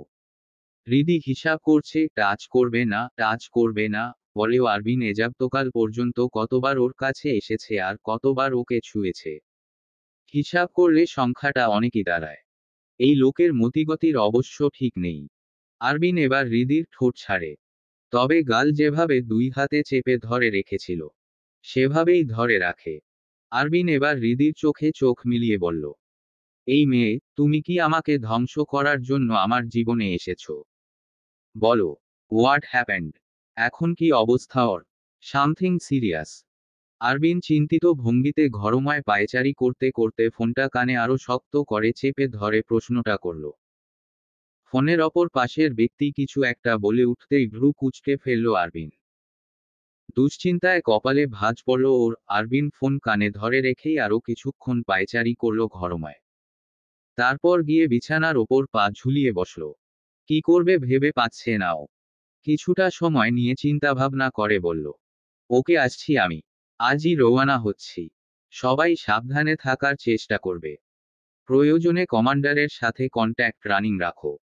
আর একা কোথাও যাতায়াত করো না এই মুহূর্তে। Please, be safe. ডেটাগুলো যেন একটাও এদিক ওদিক না হয়। আরবিন কল কাটল। পরনের সাদা স্যান্ডো গেঞ্জি দ্রুত টেনে খুলে গামছা বের করে নিতে নিতে চেঁচিয়ে ডাকল, হৃদি ও হৃদি, ঘরে আসো তো দ্রুত। হৃদি রান্নাঘরে ওর শাশুড়ির পাশে একটা টুলে বসে গল্প করছিল। আফসানা বেগম রান্নার কাজে ব্যস্ত। আড়াইটা পেরিয়ে গেছে। দুপুরের রান্না প্রায় শেষের দিকে। হৃদি হাতে হাতে সাহায্য করতে চাইলেও আফসানা বেগম সাফ মানা করে দিয়েছেন। এ কারণে হৃদি তার পাশে বসে গল্প করছে। দুজনের মধ্যে বেশ ভালো সখ্যতা গড়ে উঠেছে। আরবিনের ডাক শুনে হৃদি কিছুক্ষণ চুপচাপ বসে রইল। কাল রাতে সেই যে দুজন মাঝখানে কোলবালিশ রেখে একে অপরকে মুখ ঝামটা দিয়ে ঘুমিয়েছে, তারপর থেকে আর তেমন কোনো কথাবার্তা হয়নি দুজনের মধ্যে। হৃদি তো না পারতে আরবিনের সামনেই যায়নি। ভোরবেলা উঠে লাগেজ থেকে একটা উপন্যাসের বই বের করে নিয়ে ড্রয়িং রুমে এসে বসেছে। সকাল হওয়া পর্যন্ত সেটা কোলের ওপর নিয়েই বসেছিল হৃদি। তারপর থেকেই শাশুড়ির আঁচল ধরে ঘুরছে। ঘুণাক্ষরেও ও ঘরে যাওয়ার কথা ভাবেনি। আরবিনের ডাক শুনেও হৃদিকে চুপ করে বসে থাকতে দেখে আফসানা বেগম বললেন, ওমা, আরবিন বোধহয় ডাকছে তোমাকে। শুনে আসো তো। এবার আর ডাক উপেক্ষা করা গেল না। হৃদি উঠে দাঁড়িয়ে ধীর পায়ে ঘরের দিকে হাঁটা দিল। কিছুটা বিড়ম্বনা, কিছুটা বিরুদ্ধাচারণ নিয়ে। আরবিন নিজের লাগেজটা বের করে তার ভেতরে থাকা সামান্য জামাকাপড়গুলো এলোমেলো করে দেখছিল। গতকালই আসার পরে লাগেজ আর খোলা হয়নি একেবারের বেশি। জামাকাপড়ও বেশিরভাগ সব ভেতরেই ছিল। হৃদি ততক্ষণে আরবিনের পাশে এসে দাঁড়িয়েছে। উকি দিয়ে দেখছে আরবিনের কর্মকাণ্ড। আরবিন এবার ঘাড় ঘুরিয়ে সোজা হয়ে দাঁড়ালো। হৃদি কৌতূহলী হয়ে জিজ্ঞাসা করল, ডাকছিলেন? হু। আরবিন আলমারিতে কিছু একটা খুঁজতে খুঁজতে হৃদির প্রশ্নের জবাব দেয়। হৃদি ওর পেছনে পেছনে এগিয়ে গিয়ে বলে, কি হয়েছে? কি খুঁজছেন? আমাকে বলুন। আমার ঘর, জিনিসপত্র আমার। তুমি এখানে এসেছো মাত্র একদিন হলো। তাহলে তুমি কিভাবে জানবে আমার জিনিসপত্র কোথায় কোনটা আছে? আমি নিজেই খুঁজে নিতে পারবো। হৃদির কপট রাগ হলো। ঠোঁট চেপে রাগান্বিত দৃষ্টিতে কিছুক্ষণ আরবিনের দিকে তাকিয়ে রইল। যদিও আরবিন তা খেয়াল করল না। হৃদি এবার বেশ শান্ত স্বরে জিজ্ঞাসা করল, খুঁজছেনটা কি? আমার আর্মি ওয়াচটা পাচ্ছি না। কথায় যে রাখলাম। ধাত্তেরি। কাজের সময় কিছু পাওয়া যায় না। আরবিন বিরক্ত হয়ে পুরো ঘরময় জিনিসটা খুঁজতে ব্যস্ত হল। হৃদি কিছুক্ষণ এদিক ওদিক তাকিয়ে ঠোঁট কামড়ে ভাবতে লাগল। তারপরই বিছানার ওপর ফিট করে রাখা আরবিনের লাগেজটার দিকে এগিয়ে গেল। সেকেন্ডের মধ্যে শার্ট প্যান্ট হাতড়ে ভেতর থেকে জিনিসটা বের করে হৃদি জোরে গলায় বলে উঠল, এই মহাশয়, আপনার ওয়াচ। খুব তো মেজাজ দেখাচ্ছিলেন খুঁজে পাবো না বলে। চোখের সামনে থাকতেও আপনি খুঁজে পেলেন না। আর আমি আসা মাত্রই খুঁজে দিলাম। আরবিন দ্রুত এগিয়ে আসলো হৃদির দিকে। তারপর হৃদির হাত থেকে ঘড়িটা নেওয়ার জন্য হাত এগিয়ে দিয়ে বলল, অফো। অবশেষে। আরবিন ঘড়িটা নিতে যাবে, তখনই হৃদি ছিটকে হাতটা দূরে সরিয়ে নিয়ে দাঁড়ালো। আরবিন ভ্রু কুঁচকে ওর দিকে তাকিয়ে রইল। হৃদি এবার বলল, থ্যাঙ্কস বলুন। না হলে পাবেন না আপনার ঘড়ি। আরবিন কিছুক্ষণ স্থির দাঁড়িয়ে রইল। পরপরই মুহূর্তের মধ্যে এগিয়ে গিয়ে হৃদির ডান গালে তড়িৎ গতিতে একটা চুমু খেল। আচমকা কর্মকাণ্ডে হৃদির শিরদাঁড়া বেয়ে ঠান্ডা বরফের মতো স্পর্শ অনুভূত হলো যেন। হৃদির অস্থিরতা আর বেখেয়ালি ভাবের সুযোগে আরবিন ওর হাত থেকে ঘড়ি কেড়ে নিয়ে ক্রুর হেসে বলল, থ্যাঙ্কসও দিয়ে দিলাম, আর ওয়াচও নিয়ে নিলাম। ইকুয়াল। হৃদি আরবিনকে ধাক্কা মেরে সরিয়ে দিয়ে বিছানার ওপর গিয়ে আসন দিয়ে বসল। তারপর বসে বসে একনাগাড়ে আরবিনের কাজকর্ম দেখতে লাগলো। আরবিন আলমারি থেকে নিজের শার্ট প্যান্ট নিয়ে সব লাগেজে ভরছে। তা দেখে হৃদি প্রশ্ন করে, কি ব্যাপার? এসব এখন রাখছেন কেন লাগেজে? আজই ক্যান্টনমেন্টে ফিরব। আজই ক্যান্টনমেন্টে ফিরবেন মানে? তার মানে আপনি চলে যাবেন? প্রশ্নটা করে মনে মনে ভীষণ উচ্ছ্বসিত হয় হৃদি। আরবিন ক্যান্টনমেন্টে কি তাহলে একাই চলে যাবে এখন? গেলে তো ভালোই হবে। হৃদি শান্তিতে থাকতে পারবে কিছুদিন। কিন্তু হৃদির মনে মনে করা সকল পরিকল্পনা আর ভাবনা বানচাল করে দিয়ে আরবিন বলে ওঠে, তোমাকে নিয়ে ফিরব আজ। আম্মার রান্না হয়েছে। দুপুরের খাবার খেয়ে বিকালের দিকে বের হব। মাইক্রোবাস ভাড়া করেই যাব। এখন ড্রাইভারকে একটা কল করা জরুরি।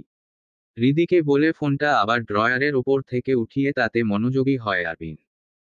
হৃদি দ্রুত বিছানা থেকে উঠে দাঁড়িয়ে আরবিনের কাছে এগিয়ে এসে বলে, এখন কেন যাবেন এখান থেকে? আমাদের না 8-10 দিন এখানে থাকার কথা ছিল। তাহলে এই অসময়ে কেন যেতে হবে? ইমিডিয়েট প্রয়োজন পড়েছে তাই যেতে হবে হৃদি। ওখানে আমার দুজন কলিগের ওপর পরপর হামলা হয়েছে। একজনের তেমন কিছু হয়নি।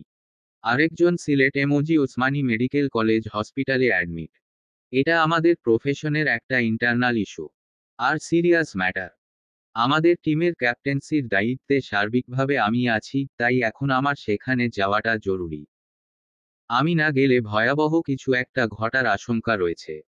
হৃদি এবার বেঁকে বসে হামলার কথা শুনে আরবিনের দুই হাতের বাহু চেপে ধরে হঠাৎ। ওর চোখে চোখ রেখে বলে, আপনি বলেছিলেন, আপনাদের প্রফেশনে লাইফ রিস্ক নেই। আপনারা সরাসরি যুদ্ধে মদদ দেন না বা শত্রুপক্ষের সাথে কোনোরকম মিশনে জোড়ান না, তাহলে আপনাদের সেক্টরের আপনারই কলিগের ওপরে হামলা হয় কিভাবে আরবিন? তার মানে আপনার ওপরেও হামলা হওয়ার আশঙ্কা আছে।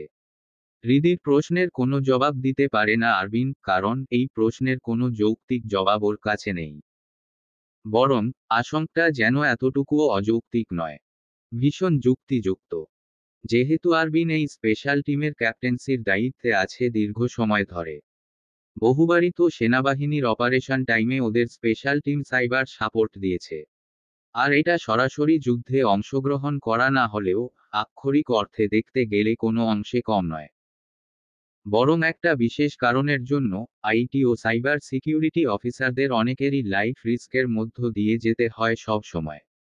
আরবিন সরে যেতে চাইল, আর হৃদির প্রশ্নকে এড়াতেও। কিন্তু হৃদি বড্ড বেশি নাছোড়বান্দা। আরবিনকে ছাড়ল না। ওর আরও কাছে এগিয়ে গিয়ে দূরত্ব ঘুচিয়ে নিল। আরবিনের চোখে চোখ রেখে করুণ দৃষ্টিতে বলল, বলুন না আরবিন, আপনার লাইফ রিস্ক আছে তাই না? হৃদি জবাবের আশায় এক দৃষ্টিতে চেয়ে থাকে আরবিনের মুখপানে। তবে আরবিন কোনো জবাব দিল না। হৃদি তখন সরে আসলো। নিজের ফোনটা হাতে নিয়ে আবারও এগোলো। 2 মিনিটে ফোনের ভেতরে কিছু একটা কাজ করেই আরবিনের সামনে ফোনটা তুলে ধরে প্রশ্ন করে, লাইফ রিস্ক যদি নাই থাকে, তাহলে এসব কি? হৃদির ফোন স্ক্রিনে গুগল অ্যাপসের ভেতরে দেখা যাচ্ছে, আজ থেকে প্রায় 6 বছর আগে একজন আইটি ও সাইবার সিকিউরিটি অফিসারকে জবাই করে হত্যা করা হয়েছিল, সেই নিউজ। সেই অফিসারকে হত্যা করার কারণ ছিল, তার কাছে বেশ কিছু সিক্রেট ইনফরমেশন মজুদ ছিল সেনাবাহিনীর। সে জানতে সিক্রেট ডেটাবেসের ব্যাপারে। এমনকি দেশের নিরাপত্তা সেক্টরের বিরাট একাংশের দায়িত্ব তার টিমের ওপর অর্পণ করা হয়েছিল। শত্রুপক্ষের হাতেই নিহত হয়েছিলেন সেই অফিসার।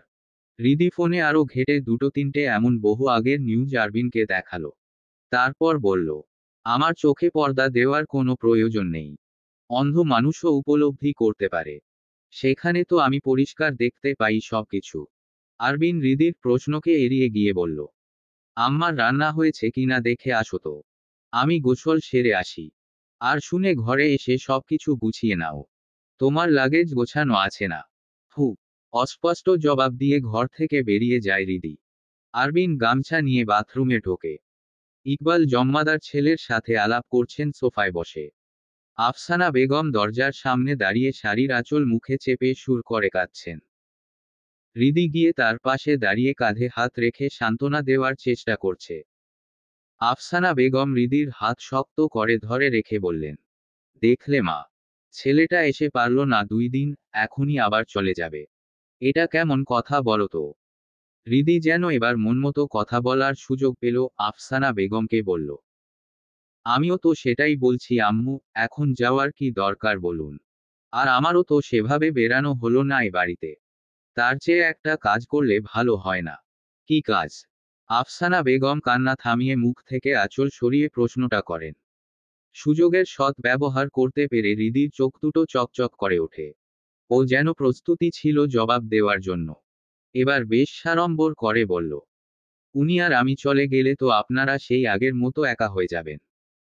তার চেয়ে আমি বরং আপনাদের কাছে থাকি, আর উনি না হয় যাক। না, না, তা কি করে হয় মা?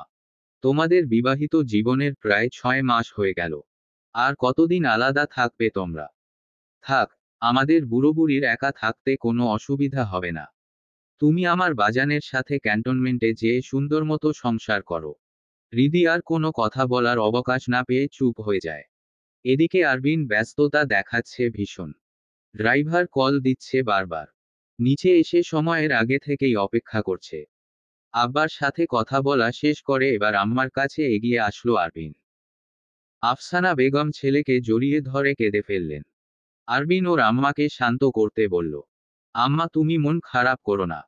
আমরা আবারও 2-3 মাসের মধ্যে আসবো এখানে। যেহেতু আমি ছুটি কাটিয়ে যাচ্ছি না। মুখ উঠিয়ে আরবিন হৃদির উদ্দেশ্যে বলে, ঘরে যেয়ে তোমার লাগেজগুলো বাইরে নিয়ে এসো।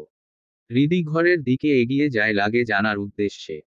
আফসানা বেগম আজ ওকে একটা আকাশি রঙা শাড়ি পরিয়ে দিয়েছেন। সাথে লাল খয়েরি জামদানি ব্লাউজ। জুয়েলারি বলতো কালো চোকার সেট। হৃদির আজ তেমন অস্বস্তি হচ্ছে না। কতক্ষণ না হয়, তা সম্পর্কেই সন্দিহান ও। সাদা মাইক্রোবাসটি ছুটে চলেছে ঢাকা সিলেট মহাসড়ক ধরে।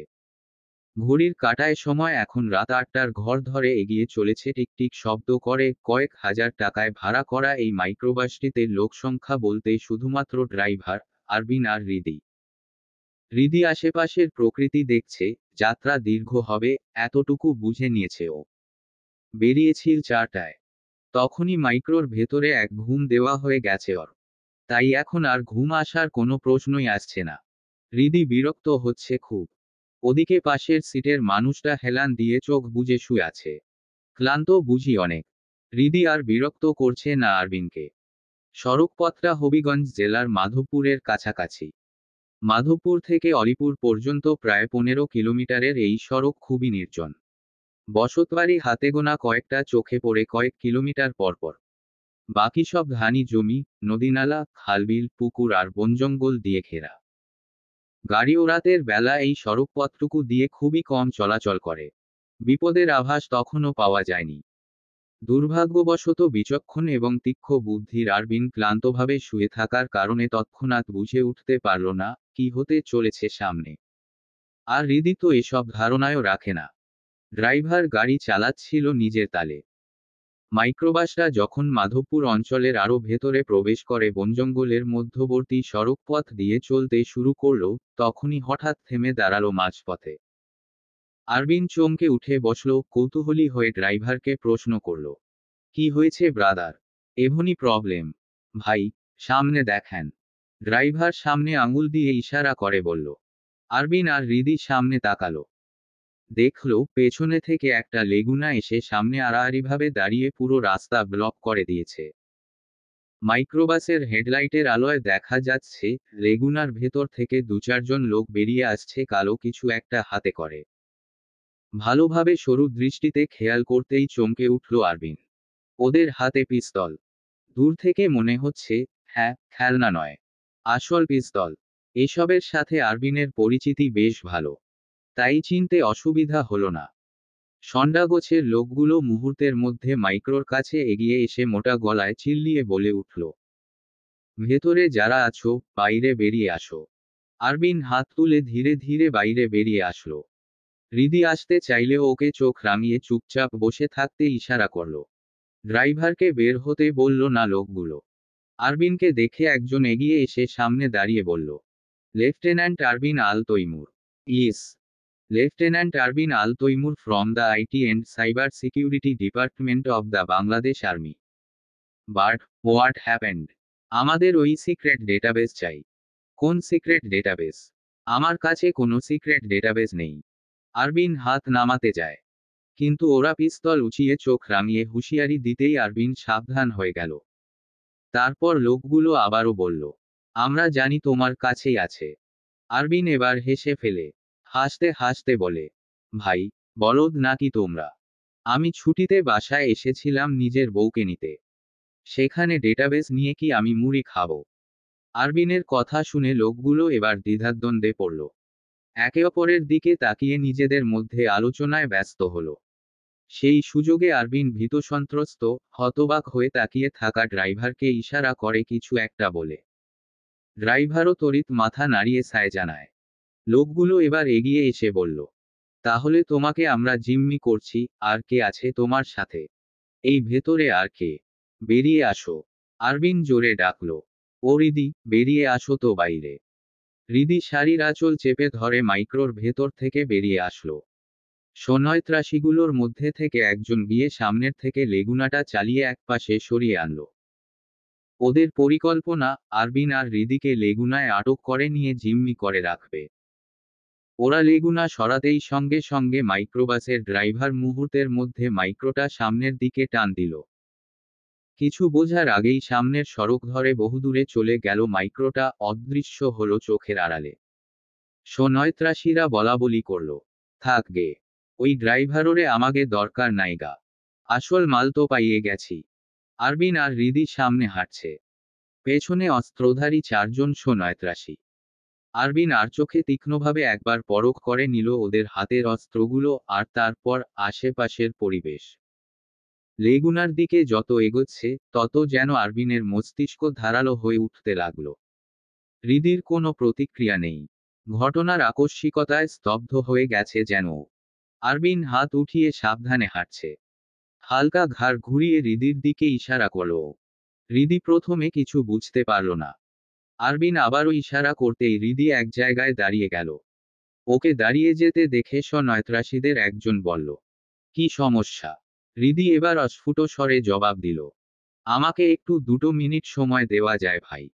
সারিতে একটু অসুবিধা হয়েছে। ওপাশে গিয়ে ঠিক করে আসতাম। স্রেফ 2 মিনিট। হৃদি কথাটা বলে মারাত্মক আশঙ্কা আর অস্থিরতা নিয়ে তাকায় ওদের দিকে। না জানি কি রিয়াকশন হয় ওদের। কিন্তু সৌভাগ্যবশত ওরা সম্মতি দিল। পিস্তল উঁচিয়ে বলল, যাও, কিন্তু তাড়াতাড়ি আসবে। হৃদি যেতেই ওরা বলাবলি করতে লাগলো, এই মাইয়া মাইনষেরে নিয়ে তো ভারী সমস্যা। কথা বলার মাঝে ওরা আরবিনের অবস্থান খেয়াল করেনি। আর এটাই ছিল আরবিনের জন্য সবচেয়ে বড় একটা সুযোগ। লেগুনা হয়তো আর হাত চারেক দূরে। আরবিন নয়ত্রাসীগুলোর থেকে 1.5 হাত দূরত্বে দাঁড়িয়ে ও হাত নামিয়ে নিল ধীরে ধীরে। চারিপাশে আবছা অন্ধকার। এই সময় একটা গাড়িও চলাচল করছে না এই রাস্তায়। আরবিন দ্রুত এগোলো, লক্ষ্য করে রাখা দুজনের হাত থেকে দুটো পিস্তল দক্ষ হাতে বুঝে ওঠার আগেই টান মেরে নিল। অপর দুজনের হাতে ব্ল্যাক কালারের পিস্তল দুটো তখনও রয়ে গেছে।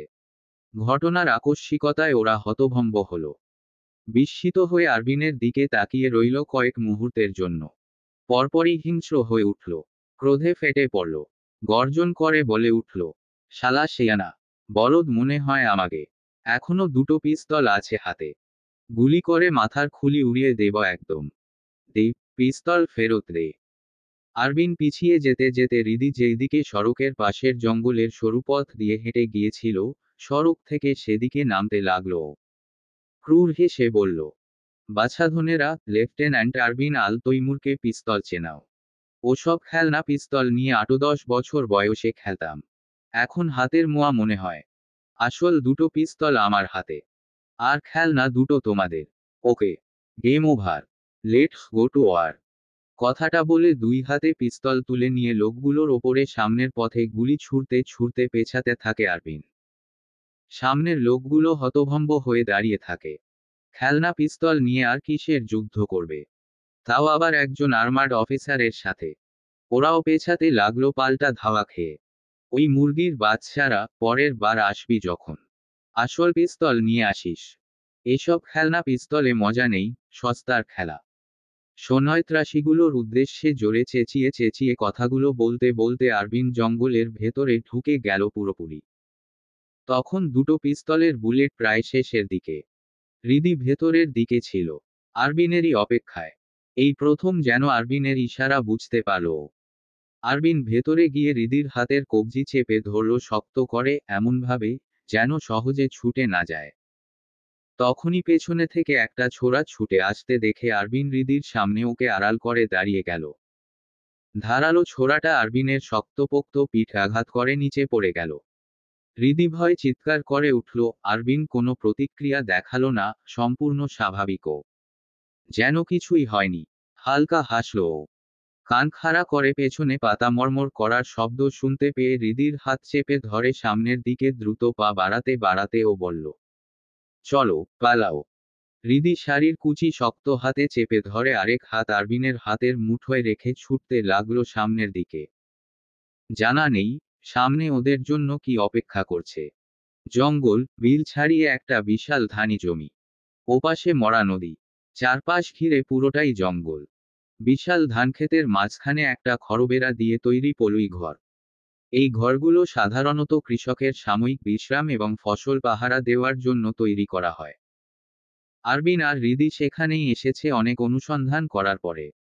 এখন মহাসড়ক পথ ধরার মতো পরিস্থিতি বা অবস্থা কোনোটাই নেই। পলুই ঘরের ভেতরটা জন্মানবশূন্য। শুধু খড়কুটোয় পরিপূর্ণ। ফসল কাটার পরে ফসলের অবশিষ্টাংশ এখানেই রাখা হয়েছে বোধহয়। আরবিন ভেতরে গিয়ে হৃদির হাত ছেড়ে আচমক খড়ের ওপর গা এলিয়ে দিল। হৃদি চমকে উঠল। এতক্ষণ যথেষ্ট চুপচাপ থাকার চেষ্টা করেছে ও। এবার আর নিজেকে সংযত রাখতে পারল না। দ্রুত এগিয়ে গিয়ে বসল আরবিনের কাছে। আরবিনের হাতের শক্তপোক্ত বাহু চেপে ধরে ডাকতে লাগল, আরবিন, শুনছেন? কি হয়েছে আপনার? দেখি তো, ঘুরুন এদিকে। আরবিন ঘুরল না। চোখের পাতা বন্ধ হয়ে আসছে ওর। হৃদির ঠোঁটে আঙুল দিয়ে বলল, হুশস, চুপ করো, চেঁচিও না। ওরা কিন্তু আমাদের খুঁজছে। পিস্তলে বুলেট নেই।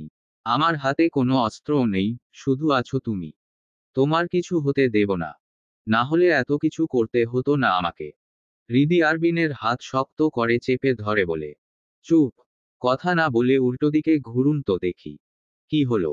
ঘুরুন বলছি। হৃদি এই প্রথমবারের মতো আরবিনকে ধমক দিল বয়সে ছোট হয়েও। আরবিনও চুপচাপ শুনে উল্টো হয়ে ঘুরে শুল। জোছনা রূপালী রাত্রি। চাঁদের আলো ফিকে হয়ে এসেছে। তবুও সেই আবছা আলোয় হৃদি খেয়াল করে দেখল, আরবিনের পিঠের ডান দিক হতে রক্তের ফোয়ারা বইছে যেন। হৃদি কিছুক্ষণ নির্বাক চাহনিতে দেখল। ততক্ষণে আরবিনের চোখ বুজে এসেছে প্রায়। হৃদির হাত শক্ত করে আঁকড়ে ধরেছে ও। ফিসফিসিয়ে কি যেন বলছে আরবিন।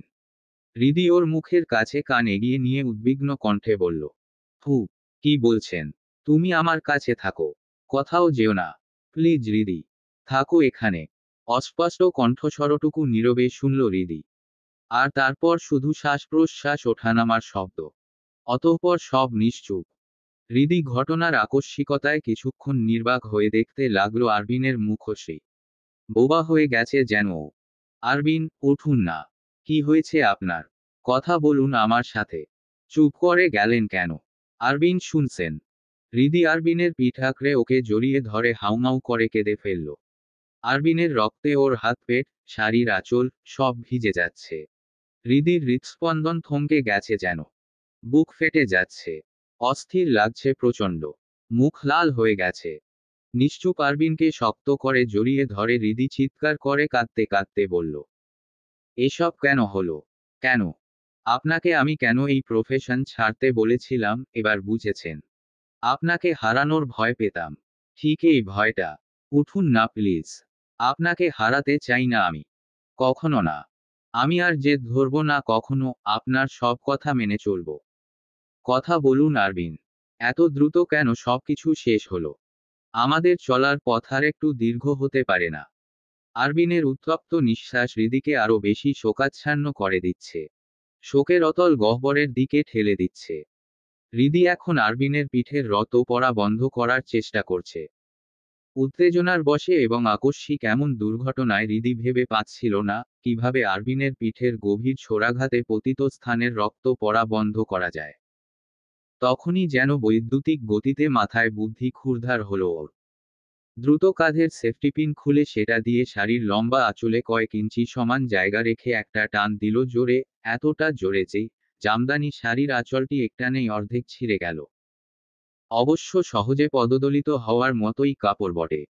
হৃদি কখনো আগে এতটা জোর অনুভব করেনি নিজের ভেতর। এতটা সাহসী হয়ে উঠতে পারেনি। অবশ্য সেই ইচ্ছা কোনোকালেই হয়নি ওর। ও এমন একজন মানুষ, যে সামাজিকতা প্রায় এড়িয়ে চলতে পারলেই বাঁচে। হৃদির দর্শন হলো, জীবনটা নিজের। আমরা বাঁচব নিজেদের জন্য। নিজের খেয়ে, নিজের পরে কেন অন্যের গুণ গাইব? কেন অন্যের জন্য মাথা ঘামাবো? এজন্য সুযোগ পেয়েও কোনোদিন কোনো সামাজিক কাজবাজের ধারে কাছেও যায়নি হৃদি। একবার ওর এক পরিচিতজনের ভীষণ রক্তের প্রয়োজন পড়ল। AB blood group. হাসপাতালের ব্লাড ব্যাংকে বরাবরের মতোই রক্তের সংকীর্ণতা। রক্ত জোগাড়ের দায়দায়িত্ব দেওয়া হলো রোগীর পরিবারের ওপরই। দুর্ভাগ্যবশত উপস্থিত কারো রক্তের গ্রুপের সাথে রোগীর রক্তের গ্রুপ মিলছিল না। হৃদির রক্তের গ্রুপ একই ছিল এবং সে ওখানে উপস্থিতও ছিল। তবুও মুখ ফুটে স্বীকার গেল না যে ওর রক্তের গ্রুপ একই। হৃদির তখন রক্তদানের বয়স হয়েছে। শারীরিক গঠনও নেহাতই মন্দ নয়। চাইলেই ওর রক্ত নেওয়া যেত। কিন্তু হৃদি বরাবরের মতোই সেই মানবিকতার ধারে কাছেও ঘেঁষেনি। তারপর অনেক কাঠখড় পুড়িয়ে রক্তের সন্ধান মিলল একেবারে শেষ মুহূর্তে। এমন একটা ঘটনা নয়, কাকাই মরার পর থেকে বিগত কিছু বছরে হৃদি অনেকটা পরিবর্তন হয়ে গেছে। মানবিকতা হারিয়েছে। কখনো মানবিক হওয়ার মতো সাহস দেখায়নি। দেশটাকে আপন করে নিতে পারেনি। না, আজও দেশটাকে আপন করতে পারল না হৃদি। বিশেষত আরবিনের এই অবস্থা দেখে। তবে রক্তদানের ওই কাহিনী মনে পড়ায় ভীষণ অনুশোচনায় ভুগতে লাগল ও। এই অনুশোচনার দাম অবশ্য কেউ দেবে বলে মনে হয় না। বিশেষত আরবিন যদি ঘুণাক্ষরেও কখনো হৃদির এমন সব কাণ্ডকীর্তির কথা জানতে পারে। তখন যে কিভাবে হৃদিকে তুচ্ছতাচ্ছিল্য করে তিরস্কার করবে, সেসব ভাবলেই বুক কাঁপে হৃদির। দম বন্ধ হয়ে আসে, অস্থিরতা জেঁকে ধরে। আরবিন সবে পিটপিট করে চোখ মেলেছে, হৃদি ওর সাড়া পেয়ে যেন জানে পানি ফিরে পায়, আর একটু এগিয়ে বসে উত্তেজিত কণ্ঠে আরবিনের উদ্দেশ্যে বলে, ঠিক আছেন আপনি? হু, জ্ঞান হারিয়েছিলাম মাত্র। অ্যাগ্রেসিভ হওয়ার মতো কিছু হয়নি। আরবিন ধীরে জবাব দেও। হৃদি তবু বিশ্বাস করে না আরবিনের কথা। আশ্বস্ত হতে পারে না। আজ নিজেকে উন্মুক্ত করে দিয়েছে আরবিনের সামনে। আচ্ছা, আরবিন কি তা শুনতে পেয়েছে? হৃদি ঠিক করল, আরবিন যদি এই বিষয়ে কিছু জিজ্ঞাসা করে, তাহলে হৃদি জানাবে, ঝকের বশে বলে ফেলেছে ওসব। না, আরবিন তেমন কিছুই জিজ্ঞাসা করল না। মুখচড়া লোকটার অবশ্যই জিজ্ঞাসা করার কথা ছিল। তাহলে শুনতে পাইনি নিশ্চয়ই। হৃদি গা ঘেঁষল আরো। আবহাওয়া অনুকূলে। হৃদির মনের পরিস্থিতি ভালো নেই। আরবিনের গালে ঠান্ডা হাতটা রেখে এবারও বলে ওঠে, পিঠের ব্যথা কেমন? আহামরি কিছু নয়। কথাটা বলে আরবিন উঠে বসার চেষ্টা করে, হৃদি ওর বুকে দুই হাতে আঁকড়ে ধরে বাধা দেওয়ার চেষ্টা করে বলে, উঠছেন কেন এখন? বাইরে যাওয়া প্রয়োজন এখন একটু। পরিস্থিতি বুঝে আসি। না, এখন আপনার কোথাও যাওয়া হচ্ছে না।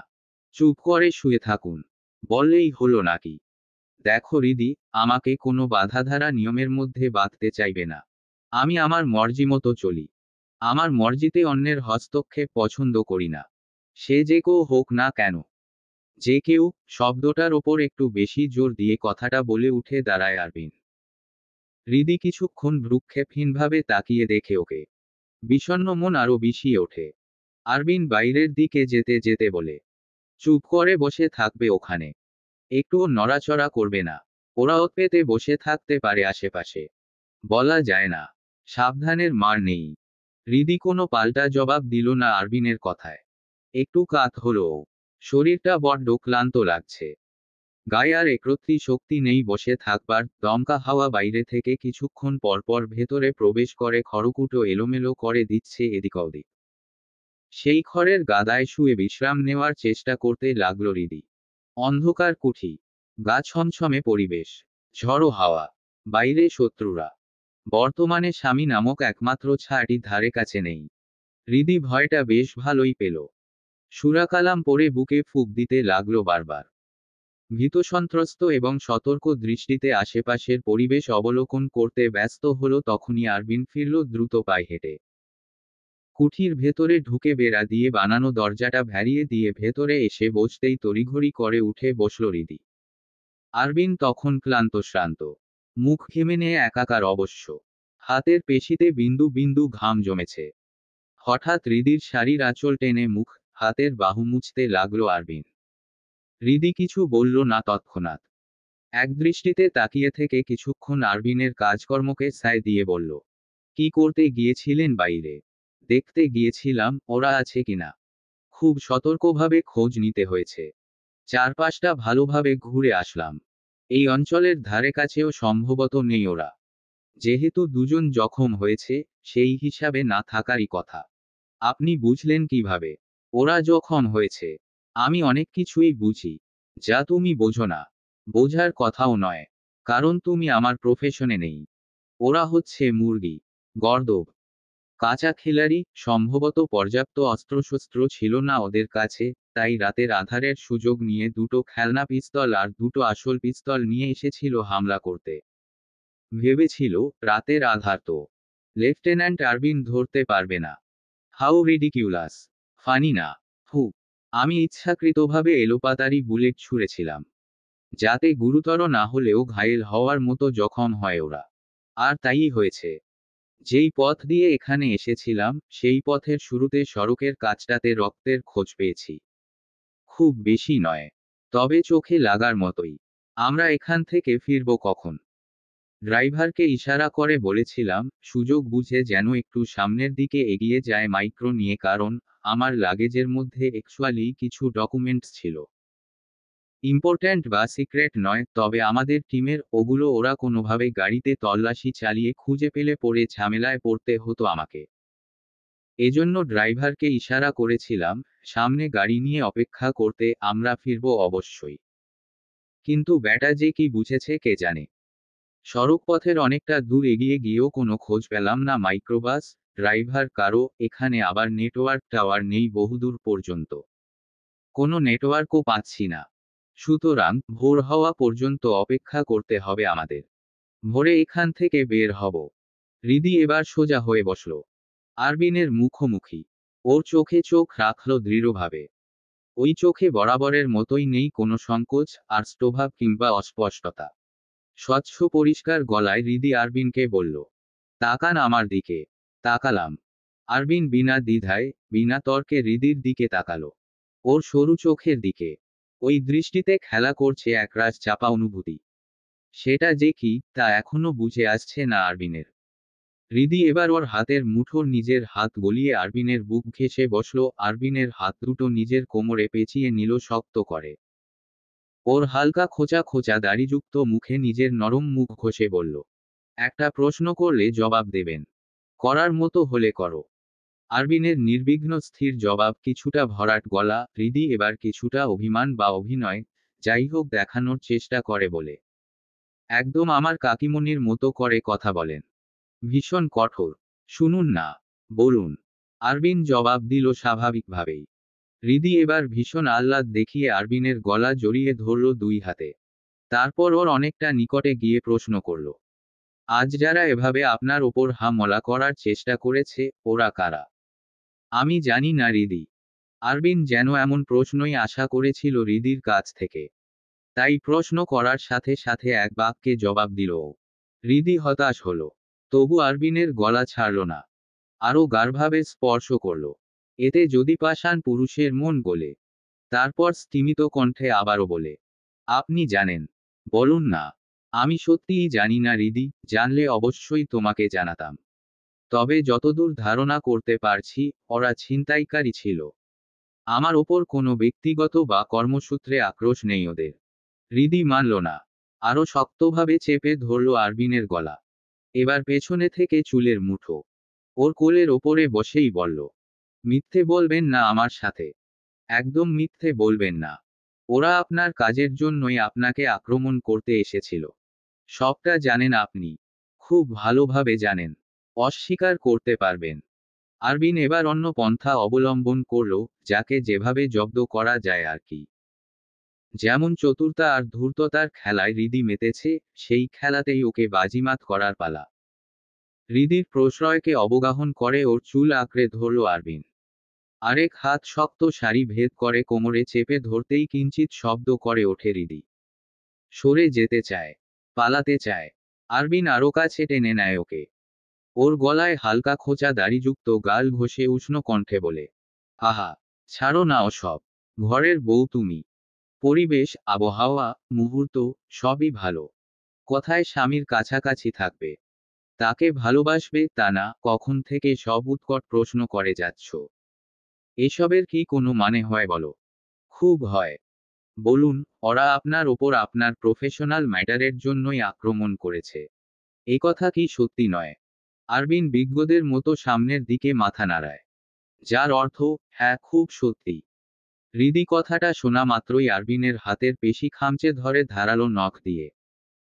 তারপর হিংস্র বাঘিনীর ন্যায় ওর বুকের ওপর ঝাঁপিয়ে পড়ে ওর শার্ট টেনে হিঁচড়ে চিল্লাপাল্লা করে একাকার অবস্থা। চেঁচাতে চেঁচাতে বলে, আপনি এই প্রফেশন ছাড়বেন? আজই? এখনই? কিভাবে কি করবেন জানি না, কিন্তু আমি আপনাকে আর এক মুহূর্ত এই জবে দেখতে চাই না। এক মুহূর্তও না। ও কি করছো? পাগল হলে নাকি? চেঁচামেচি করে হাঁপিয়ে উঠল হৃদি। তারপরই সুর করে কাঁদতে বসে গেল। আরবিন এতক্ষণ বেশ শান্ত আর চুপচাপ থাকার যথেষ্ট চেষ্টা করেছে ধৈর্য ধরে। কিন্তু সব সময় কি আর ধৈর্যে কুলায় সবকিছু? সহ্যসীমাই বা কতক্ষণ থাকে? চুপ বেয়াদব। একদম চুপ। কান্নাকাটির নয়েজ যেন আমার কানে না আসে বলে রাখছি। হৃদি তবু কান্না থামালো না। ওই কান্না এখন থামবে বলে মনেও হয় না। আরবিন এবার কিছুটা জোরে হৃদয় কাঁপানোর মতো শব্দে দাঁতে দাঁত পিষে বলে উঠল, ওই জব আমি ছাড়ব না। কখনোই না, নো নেভার। তোমার যদি এতই অসুবিধা হয়, তাহলে তুমি আমাকে ছেড়ে যেতে পারো। যাও, আর আটকাবো না তোমাকে। মুক্ত করে দিলাম। যা খুশি করো। ডিভোর্স দিতে চাইলে দিতে পারো, কোনো অসুবিধা নেই তাতে। আরবিন সরল কিছুটা। হৃদি কান্না থামিয়ে এবার কিছুক্ষণ এক নাগাড়ে চেয়ে থাকলো আরবিনের কঠোর মুখপানে। ওখানে কোনো সহানুভূতি, ভালোবাসা, আকাঙ্ক্ষা নেই। হৃদির খুব রাগ হলো। খুব। হঠাৎ আরবিনের ওপর ঝাঁপিয়ে পড়ে ওর শার্টের কলার চেপে ধরে বলল, আপনি কখনো আমার কথা ভাবেন না? কখনো না। না, ভাবি না। ভাববার মতো কেউ তুমি? কেউ না বলছেন? না কেউ না। বাকবিতণ্ডতার মধ্যেই আরবিন হঠাৎ হৃদিকে খড়ের গাদায় নিজের শরীরের নিচে টেনে নিল। হৃদিও সায় দিল। টপ তো, দুজনের জ্বলন্ত হৃদয়ের দাউদাউ করে জ্বলতে থাকা অনল বুঝি দপ করে নিভে যাওয়ার অপেক্ষায় ছিল। সুযোগ খুঁজছিল। হৃদি আরবিনের গলা জড়িয়ে ধরে টেনে ওকে নিজের কাছে নিয়ে আসলো। আরবিন নিজের শরীরের নিচে প্রায় পিষে ফেলল ওকে। হৃদি তাতে একটুও হতচকিত হলো না আজ। সংকুচিত হলো না ওর ছোট্ট কা। আর ভাবটাও আর আগের মতো নেই, শুধু ছলছলে দৃষ্টিতে আরবিনের দিকে তাকিয়ে থাকলো ও। আরো গভীরভাবে আঁকড়ে ধরল আরবিনের গলা। দুজনের নিঃশ্বাস মিলেমিশে উত্তাপ ছড়াচ্ছে। শ্বাসপ্রশ্বাসের গতিবিধি ঠাহর করা যায় বুঝি। আরবিন তখন হৃদিকে অনাবৃত করতে ব্যস্ত। তুমুল ঝগড়াঝাটির মধ্যেই কখন যে অজান্তে তারা একত্র হলো, তা দুজনেই প্রথমে ধরে উঠতে পারল না। হৃদির রাগ, আক্রোশ যতটা ছিল, আরবিনের ছোঁয়া পেয়ে তা পুরোপুরি মিলিয়ে গেল, জ্বলন্ত অগ্নিকুণ্ড যেন নিভল মাত্র। আরবিন হৃদির উন্মুক্ত কাঁধে ওষ্ঠদয় চেপে ধরে নিশ্চুপ হয়ে শুয়ে থাকল অনেকক্ষণ। হৃদি এবার মুখ ঘুরিয়ে আরবিনের চোখে চোখ রেখে অভিমানী সুরে বলে, আপনি আমাকে ভালোবাসেন না, একটুও ভালোবাসেন না। না বাসি না। কখনোই ভাবেন না আমার কথা। আসলেই ভাবি না। কখনোই আমাকে একটু আদর করেন না। করি না তো। জবাবটা দিয়ে হৃদির হাতের বাহু ধরে ওকে একেবারে কাছে টেনে নিজের সাথে মিশিয়ে নিল আরবিন। আজ ও হৃদিকে খুব আদর করল। দীর্ঘক্ষণ ঠোঁটে চুমু খেল। এই সময়কালটা দীর্ঘ হলো। উন্মত্তের ন্যায় দুজন দুজনকে আঁকড়ে ধরে আরো একবার বোঝাপড়া করতে চাইল বোধহয়। হৃদির আর আক্রোশটা নেই তেমন। কেমন যেন ঠান্ডা শীতল বরফের মতো হয়ে গেছে ও। ভীষণ চুপচাপ। আবেশে চোখ বুজে নিয়েছে, আরবিনের চুল মুঠিতে চেপে ধরে ওর বুকে মুখ গুজে পড়ে রইল অনেকটা সময়। আরবিন কিছু বলল না। শুধু ওর সর্বাঙ্গে অবগাহন করতে লাগল। হৃদির ঠোঁট আরো অনেকটা সময় নিয়ে ভিজিয়ে দিয়ে সস্নেহে ওর মাথায় হাত বুলিয়ে দিয়ে বলল, তুমি থাকবে কি না থাকবে সেটা তোমার ইচ্ছা। আমার কাজ আমাকে করতে দেবে, খবরদার বাধা দেওয়ার চেষ্টা করবে না কখনো। আদর করে কাছে টানলে তখন খুব শান্ত থাকো। অন্য সময় কি হয়? সারাক্ষণ আমি থাকবো আদর করে সামলে রাখার জন্য। হৃদি তখন আরবিনের বুকের ওপর শুয়ে আছে। আরবিন ওকে দুহাতে জড়িয়ে ধরে রেখেছে। রাতের তৃতীয় প্রহর তখনও শেষ হয়নি। আর কিছুটা সময় গড়ালেই ভোর। হৃদি চুপ করে রয়েছে অনেকক্ষণ হলো। আরবিন এবার আলতো করে ওর মাথায় হাত রেখে বলল, একটা কথা বলি। জি বলুন। কিছু কিছু সম্পর্ক কেমন হয় জানো? কেমন? এ ধরনের সম্পর্কে ফিজিক্যাল নিডসের বাইরে কিছু হয় না। যতটুকু যা থাকে ওই ফিজিক্যাল নিডস অবধিই।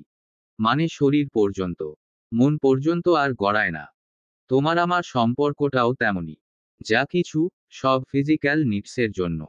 মনস্তাত্ত্বিক কোনো ব্যাপার নেই। আরবিনের কথা শুনে চকিতে মুখ উঠিয়ে ওর মুখের দিকে তাকালো হৃদি। নিস্তব্ধ, নির্বাক। মুখ রক্তিম হয়ে উঠেছে। আরবিন স্বাভাবিক। হৃদির প্রতিক্রিয়ার যেন কোনো তোয়াক্কা নেই ওর কাছে। হৃদি ধীরে ধীরে সরে গেল আরবিনের বুকের ওপর থেকে। আরবিন বাধা দিল না ওকে। হৃদিকে প্রশ্ন করল, অবিশ্বাস করছো? মোটেও না। আমারই ভুল। সব দোষ আমার।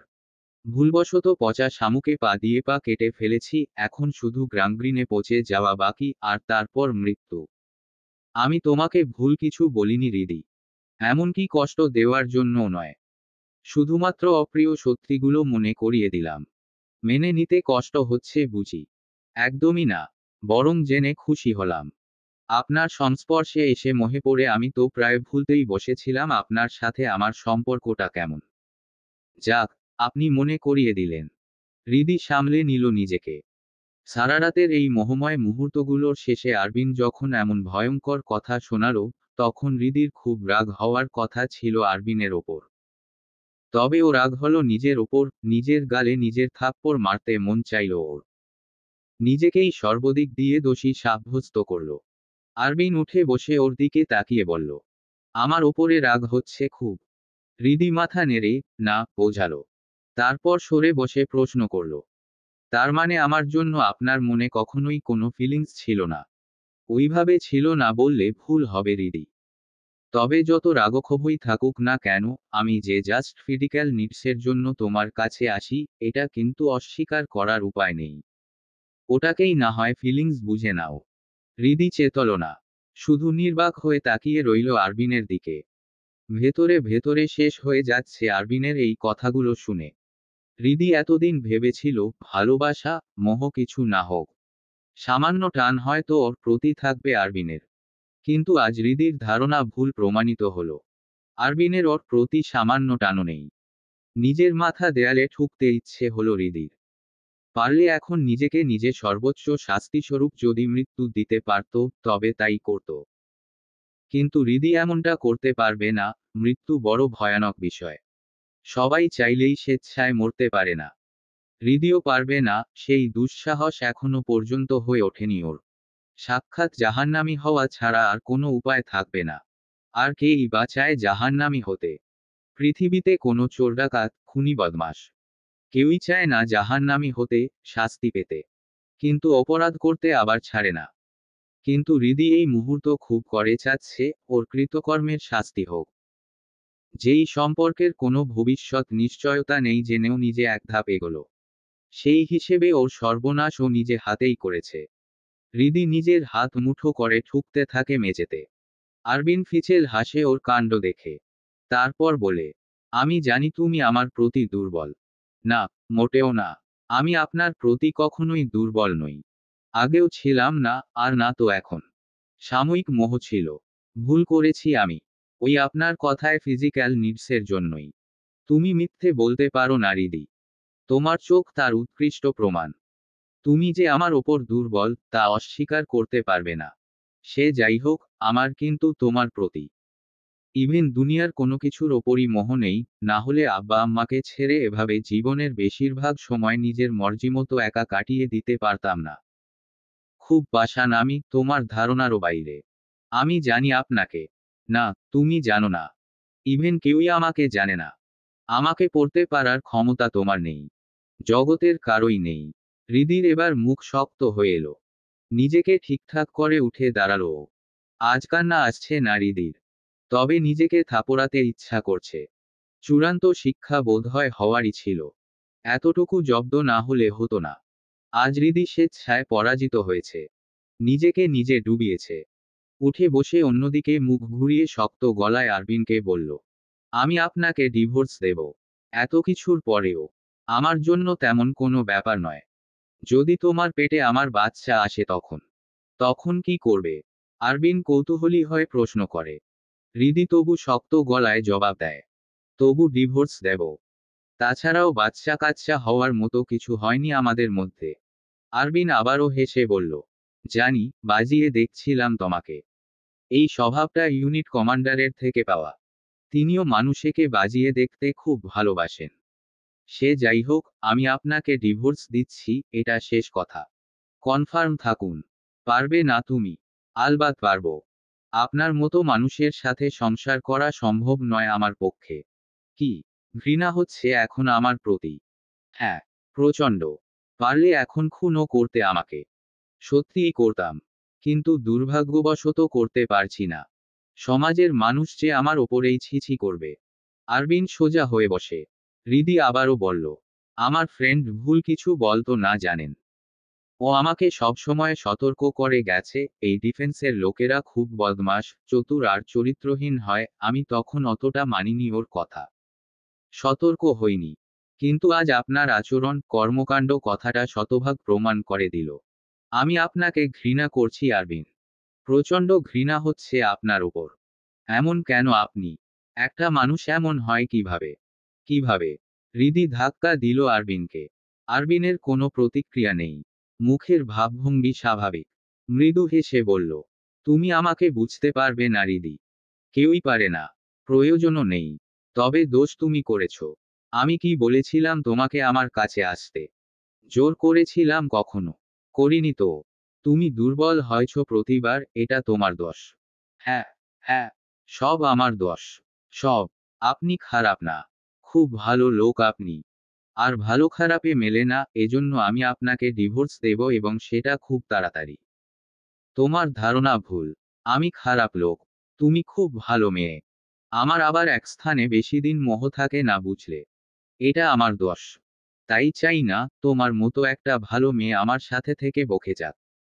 বকে যাওয়া মানে বোঝো। এই ধরনের বকে যাওয়া তেমন নয়। এতে কষ্ট পেতে হয় বেশি। তাছাড়া তোমার তো খুব সমস্যা আমার প্রফেশনের জন্য, তাই না? তাহলে ডিভোর্স দিতে চাইলে আমারও কোনো অসুবিধা নেই। হৃদির আর কিছু শোনার বাকি নেই। যা কিছু শোনা দরকার সব শোনা হয়ে গেছে ওর। বরং একটু বাড়তিই শুনেছে, আর কিছু অবশিষ্ট নেই উন্মুক্ত হওয়ার মতো। দুজনের হৃদয়ের কথাই উন্মোচিত হয়েছে। আরবিনের মনোভাব বোঝা হয়ে গেছে হৃদির। ঘৃণায় গা ঘিন ঘিন করছে ওর। কি চরম অপমান! এতটা অপমানিত হৃদি ওর জীবনে কখনো হয়নি। এর থেকে মৃত্যু বুঝি ভালো? না, ভালো না। বরং বেঁচে থাকা সুন্দর।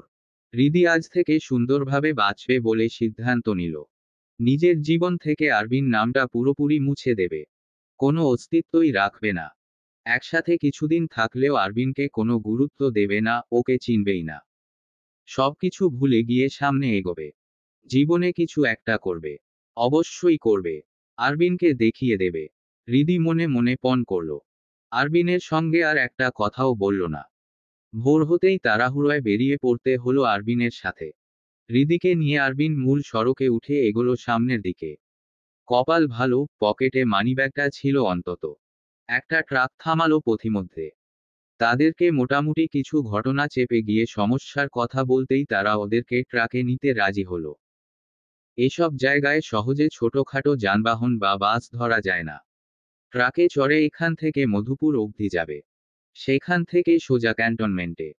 পথিমধ্যে হৃদি আর একটা কথাও বলল না আরবিনের সাথে। ওর দিকে মুখ ঘুরিয়েও তাকালো না। তাতে অবশ্য আরবিনের কোনো তোয়াক্কা নেই। কোনো তোয়াজও করল না। ফোন নিয়ে কি কি যেন করতে লাগলো ও। একবার কাকে কল দিল। সম্ভবত ড্রাইভারকে হবে। কল রিসিভ হওয়ার সঙ্গে সঙ্গেই একটা খাস বাংলা গালি দিল ড্রাইভারকে। বোঝাই যাচ্ছে রাগের মাথায় গালিটা দিয়েছে, তবু হৃদি চোখ বড় বড় করে আর চোখে দেখল ওকে। তারপরেই তাচ্ছিল্যের স্বরে বলল, ছি, এও দেখতে বাকি ছিল। গালিগালাজ প্রায় সব পুরুষ মানুষই দেয়। আমার আব্বুকে কখনো দেখিনি গালি দিতে। তাহলে তো তোমার আব্বু অত্যন্ত ভালো মানুষ। তবে আমি অত ভালো মানুষ নই। ঘৃণা করার আর কোনো কারণ বাকি নেই দেখছি। করতে থাকো ঘৃণা।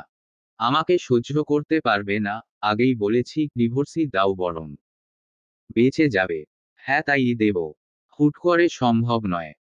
একটু সময় প্রয়োজন। আমার অ্যাডমিশন কোচিং শুরু করব এখানে। অ্যাডমিশনের পরে ঢাকায় ফিরে ডিভোর্সের জন্য মামলা করব। ওকে হোক, করো। ফুল সাপোর্ট পাবে আমার তরফ থেকে। চিন্তার প্রয়োজন নেই। হৃদি আর কথা বাড়ালো না। আরবিনকে কেমন যেন অচেনা লাগছে। খুব বেশি। আগের মানুষটার সাথে এই মানুষটার একটুও মিল নেই। একটুও না। কি যেন একটা হয়েছে আরবিনের, তবে এতটুকু তো বুঝে গেছে, আরবিন পাষাণ। খুব পাষাণ। হৃদিও এবার শক্ত হবে। ইংরেজিতে যাকে বলে স্ট্রং। হৃদি এবার নিজেকে চিনবে। নিজেকে জানবে।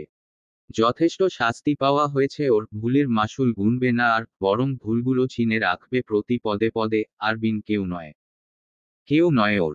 এই জঘন্য সত্যিটা হৃদি আজ বুঝে গিয়েছে। আর দুর্বল হবে না ও। আরবিনের চাহিদাকে প্রশ্রয় দেবে না। নিজেও ভুল করবে না। মোহ কাটিয়ে বেরিয়ে আসবে। মাইক্রোবাসটা পাওয়া গেল মধুপুরের বাইরে। ড্রাইভার গাড়িটা সড়কের পাশেরই একটা পেট্রোল পাম্প স্টেশনের এরিয়ায় রেখে টঙের দোকানে বসেছিল। সারা রাত অপেক্ষা করেছে পেট্রোল স্টেশনেই। এতগুলো টাকা পাওনা না নিয়ে নড়া যায় না। আর ড্রাইভার লোকটা অতি বিশ্বস্ত আরবিনের, এজন্য লোকটা আশায় ছিল আরবিন আসবেই। রাতে কয়েকবার নাকি ফোনও দিয়েছিল আরবিনের নাম্বারে। কিন্তু ফোনে সংযোগ পাওয়া যাচ্ছিল না। দেখা হওয়ার পরে আরবিনকে জিজ্ঞাসা করতেই আরবিন জানালো ফোনে নেটওয়ার্ক ছিল না। তাই যোগাযোগ করা সম্ভব হয়নি। আরবিন আর হৃদি মাইক্রোতে উঠল আবারও। ড্রাইভার গাড়ি স্টার্ট দিল। গাড়ি চলতে শুরু করলো সিলেট ক্যান্টনমেন্টের উদ্দেশ্যে। আর ঘন্টা দুয়েকের অপেক্ষা, তারপর শুরু হবে তাদের এক নতুন জীবনের। সামনে আসন্ন ভবিষ্যতে কি অপেক্ষা করছে ওদের জন্য তা ওরা কেউই জানে না। অথচ দুজন পরিকল্পনা করে রেখেছে ভিন্ন ভিন্ন। বিচ্ছেদের পরিকল্পনা। আমার নিজেকে এখন নিজেরই প্রচণ্ড অসহ্য লাগছে রে সাইফা। তুই শান্ত হ না। একটু মাথা ঠান্ডা কর।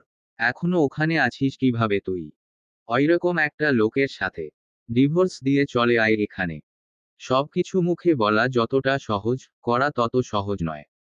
তুই একবারও ভেবে দেখেছিস, সংসার জীবনের শুরুতেই যদি আমি সবকিছু ছেড়ে ছুড়ে নিজের বাড়িতে ফিরে যেয়ে ডিভোর্সের কথা তুলি, তখন আমাকে জবাবদিহি করতে হবে না?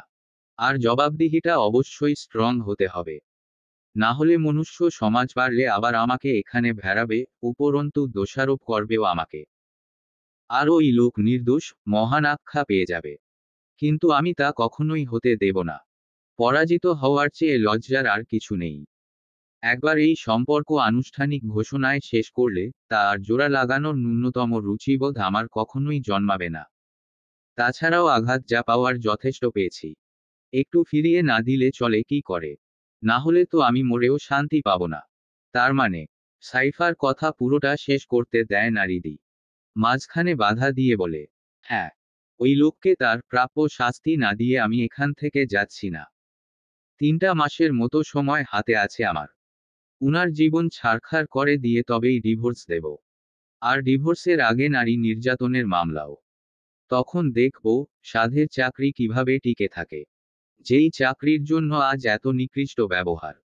সাইফা ফোনের ওপাশ থেকে বলে, দুলাভাই এখন কোথায়? তুই ফোনের মধ্যে না।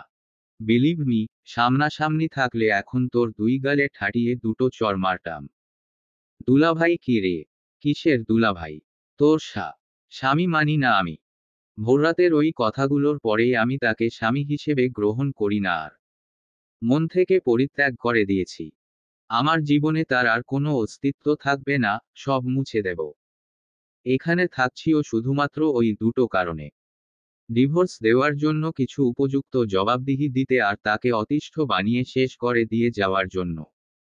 এই ফ্ল্যাটে থাকবো পেইং গেস্টের মতো। দুটো বেডরুম। আমি আরেকটাতে নিজের থাকার ব্যবস্থা করেছি। সাইফার সাথে আরও কিছুক্ষণ টুকটাক কথাবার্তা হলো রিদির। তারপর কল কেটে নিজের ঘর সাজানোয় ব্যস্ত হলো ও। সকালেই কোয়ার্টারে আরবিনের জন্য বরাদ্দকৃত ফ্ল্যাটে এসেছে রিদি। ওর পরিকল্পনা ছিল আলাদা থাকার। সৌভাগ্যবশত পেয়েও গেল আরেকটা ভিন্ন ঘর। একটাতে আরবিন থাকে বরাবরের মতো, আরেকটা বন্ধ।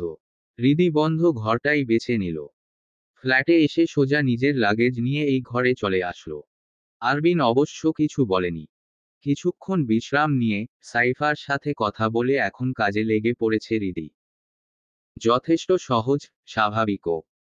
দেখে মনেই হয় না মেয়েটার ওপর গতরাত থেকে এত কিছু গিয়েছে। আরবিন কোয়ার্টারে নেই। রিদি এ ঘরে যে এসেছে, বেরিয়ে জিজ্ঞাসাও করেনি যে আরবিন কোথায় গেছে। তবে রিদির ঘরের দরজা খোলা থাকায় রিদি শুধু দেখেছে আরবিন খাকি ইউনিফর্ম পরে বেরিয়েছে ফ্ল্যাট থেকে। রিদি এবার বিছানা থেকে নেমে বের হলো ঘর থেকে। এগিয়ে গিয়ে দেখল ফ্ল্যাটের দরজা লক করে রেখে গেছে আরবিন। রিদির তাতে ন্যূনতম হেরফের হলো না। মেজাজ যথেষ্ট ফুরফুরে রাখার চেষ্টা করে সোফায় গিয়ে বসল ও। ফোন বের করে একটা হরর মুভি ডাউনলোড করে দেখতে শুরু করলো। রিদি নিজেকে ওয়াদা করেছে যে আজ থেকে তো ও ভালোভাবে বাঁচবে, কোনো কিছুর পরোয়া করবে না, কাউকে নিয়ে ভাববে না। বিয়ের আগের রিদি যেমন ছিল আবারও তেমনই হয়ে যাবে পুরোপুরি। রিদি ভাবল আজই বের হবে উদ্ভাস সিলেট ব্রাঞ্চের কোচিংয়ে ভর্তি হওয়ার জন্য। বসে থাকার সময় নেই ওর। ভালো স্টুডেন্ট, পরীক্ষাও ভালো হয়েছে যেহেতু, ভালো রেজাল্টের আশাও করা যায়। তারপর ভার্সিটি না হয় মেডিকেল। এজন্য অ্যাডমিশন কোচিং করা আবশ্যম্ভাবী। তবে আরবিন যদি দুপুরের মধ্যে না ফেরে, তবে রিদি কল দিয়ে ডেকে এনে দরজার লোক খোলাবে ওকে দিয়ে।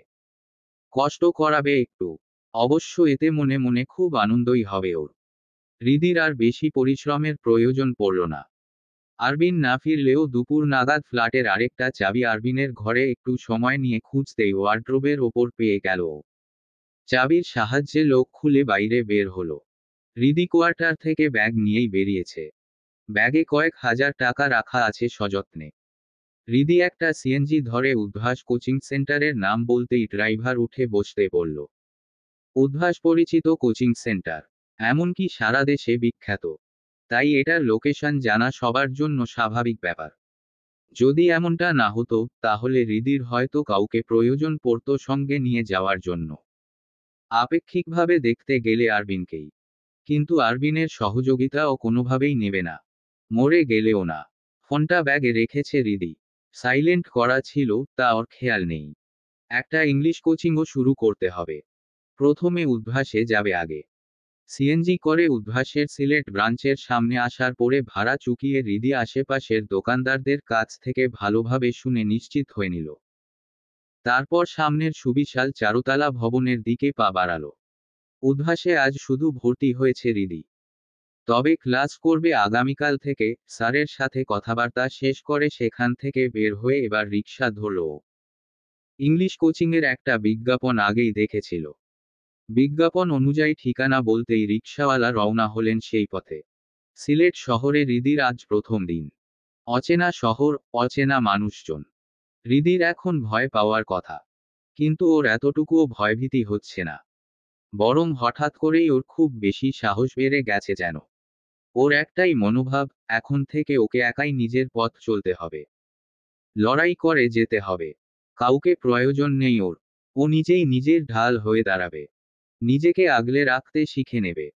কোনো কিছুর তোয়াক্কা করবে না। নিজের মন মতো মুক্তভাবে চলাফেরা করতে শুরু করেছে আজ থেকে। আরবিনের কথা তো ভুলেও মাথায় আনছে না একবারও। Good learners coaching centre. Hridi phone গ্যালারিতে ঢুকে ফটোটা ভালোভাবে দেখে নিল একবার। হ্যাঁ, ঠিকঠাক জায়গাতেই এসেছে। মূল শহরের ওপরেই কোচিংটা অবস্থিত। এর অনেক নামডাকও রয়েছে। হৃদি আর সময় নষ্ট না করে ভেতরে চলে গেল। এখানেও আজ ভর্তি হয়ে যাওয়ার পরিকল্পনা। ক্লাস করার ইচ্ছা রয়েছে আগামীকাল থেকে। কোচিংয়ের অফিস রুমে পরিচালক বসেছিলেন, হিকমত আলী স্যার। হৃদি সোজা গিয়ে তার সামনে দাঁড়ালো। স্যার ব্যস্ত হয়ে বসতে বললেন ওকে। স্যারের নির্দেশ পেয়ে হৃদি বসল চেয়ারে। স্যারকে ওর দরকারের কথা জানাতেই স্যার কোঅপারেট করলেন। হৃদির হাতে একটা ফর্ম ধরিয়ে দিয়ে বললেন, এটা পূরণ করে জমা দাও এখানে। তাহলেই তোমার ভর্তি কনফার্ম হবে। তাছাড়াও ব্যাগ নিয়ে এসেছো যখন, তখন ক্লাস করেই যাও না হয়। এই পাপন, ওকে ক্লাসরুমটা দেখিয়ে দাও তো। আরেকজন স্যারকে ডেকে হৃদিকে ক্লাসরুম দেখিয়ে দিতে বললেন হিকমত স্যার। হৃদি কিছু বলল না। অর্থাৎ নীরবতা সম্মতির লক্ষণ। আজ বরং ক্লাস করে তারপরেই কোয়ার্টারে ফিরবে। এত তাড়াহুড়োর কি আছে? হৃদি ভীষণ ক্লান্ত। কোয়ার্টারে অনেকগুলো অ্যাপার্টমেন্ট, দোতলার ফ্ল্যাটটা ওদের। ক্লান্ত শরীর টেনে বিধ্বস্ত পায়ে ধীরে সুস্থে সিঁড়ি বেয়ে ওপরের দিকে উঠতে লাগলো হৃদি।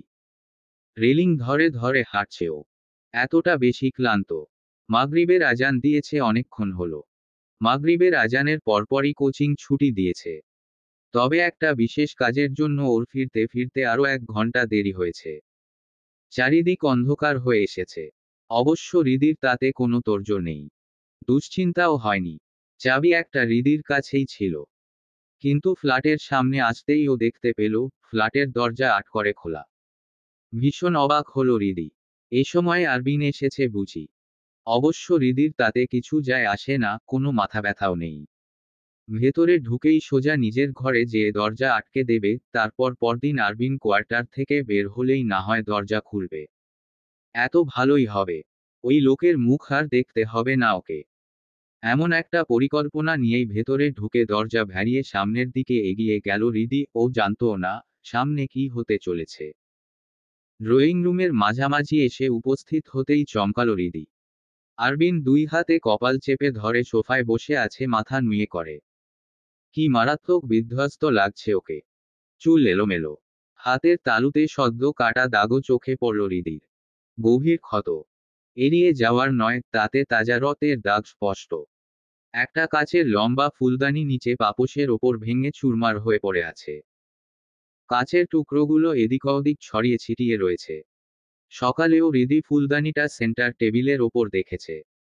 দুপুরের আগে বের হওয়ার সময়ও পরিপাটি দেখে যাওয়া ফ্ল্যাটের একাংশের এমন বিধ্বস্ত অবস্থা আর আরবিনকে এমনভাবে বসে থাকতে দেখে ভীষণ অবাক হল হৃদি। আরবিন তখনও ওর উপস্থিতি টের পায়নি। তবে হৃদি আরও ভয়াবহ দুঃসাহসের একটা কাজ করে ফেলল। এগিয়ে গিয়ে আরবিনের অমন অবস্থাকে তোয়াক্কা না করে নিচু হয়ে ফ্লোরে বসে ফুলদানির একটা বড় ভাঙা টুকরো হাতে নিয়ে বলল, এমা, ফুলদানিটা ভাঙল কিভাবে? ইসস, কত সুন্দর দেখতে ছিল ফুলদানিটা।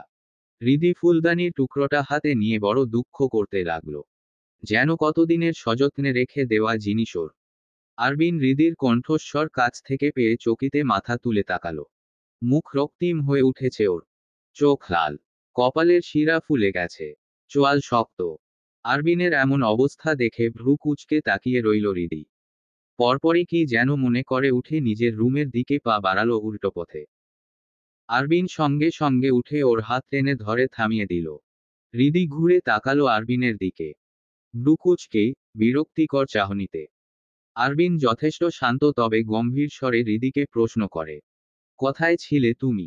কোচিংয়ে গিয়েছিলাম। আর কোথায় যাব? ফোন কোথায় তোমার? ফোন। ফোনের প্রসঙ্গ আসতেই হৃদি সেটার খোঁজ করতে লাগলো। কাঁধের ব্যাগ নামিয়ে শেষ পকেট থেকে ফোনটা বের করল ও। কোচিংয়ে ক্লাস করার সময় থেকে শুরু করে গত 3.5 ঘন্টা ফোন ধরাই হয়নি ওর। আরবিন এবার বুকে 2 হাত গুজে দাঁড়িয়ে হৃদিকে আদেশ করল, লক খোলো ফোনের। হৃদি কোনো জবাব দিল না। নিশ্চয়ই কিছু একটা হয়েছে। তর্ক না করে বরং ফোনের লক খুলো। আরবিন আবারও বলল, কন্ট্যাক্ট লিস্টের রিসেন্ট কল অপশনে যাও। হৃদি গেল সেখানে। বড় বড় চোখে দেখল, আরবিনের 113টা মিস কল উঠে রয়েছে ফোন স্ক্রিনে। 113টা মিস কল। ডাটাও অন ছিল হৃদির। নোটিফিকেশন আসতেই চেক করে দেখল, হোয়াটসঅ্যাপে আরবিনের অগণিত মেসেজ। হৃদির আর সেগুলো পড়ে দেখার সময় বা সুযোগ কোনোটাই হলো না। তার আগেই আরবিন ওর হাত থেকে টান মেরে ফোনটা ক্যারে নিয়ে ঠাস করে ফ্লোরের ওপর ফেলল, এতটাই জোরে যে শব্দে কেঁপে উঠল হৃদি। পিছিয়ে গেল কিছুটা। ভয়ে মুখ রক্তশূন্য হয়ে গেল। আরবিন এবার শক্ত করে হৃদির কাঁধ চেপে ধরল 2 হাতে। খুব হিংস্রভাবে। ব্যথায় কুকড়ে উঠল হৃদি। উহ! শব্দ করতেই আরবিন আরো খামচে ধরল ওর কাঁধ। দাঁতে দাঁত পিষে বলল, তুমি বাইরে গিয়েছিলে ভালো কথা, বলে গিয়েছো আমাকে। অন্তত একটা ফোন কল বা একটা মেসেজ করতে পারতে না? হাতে ব্যথা ছিল। এই হাত আজ কেটে ফেলবো আমি।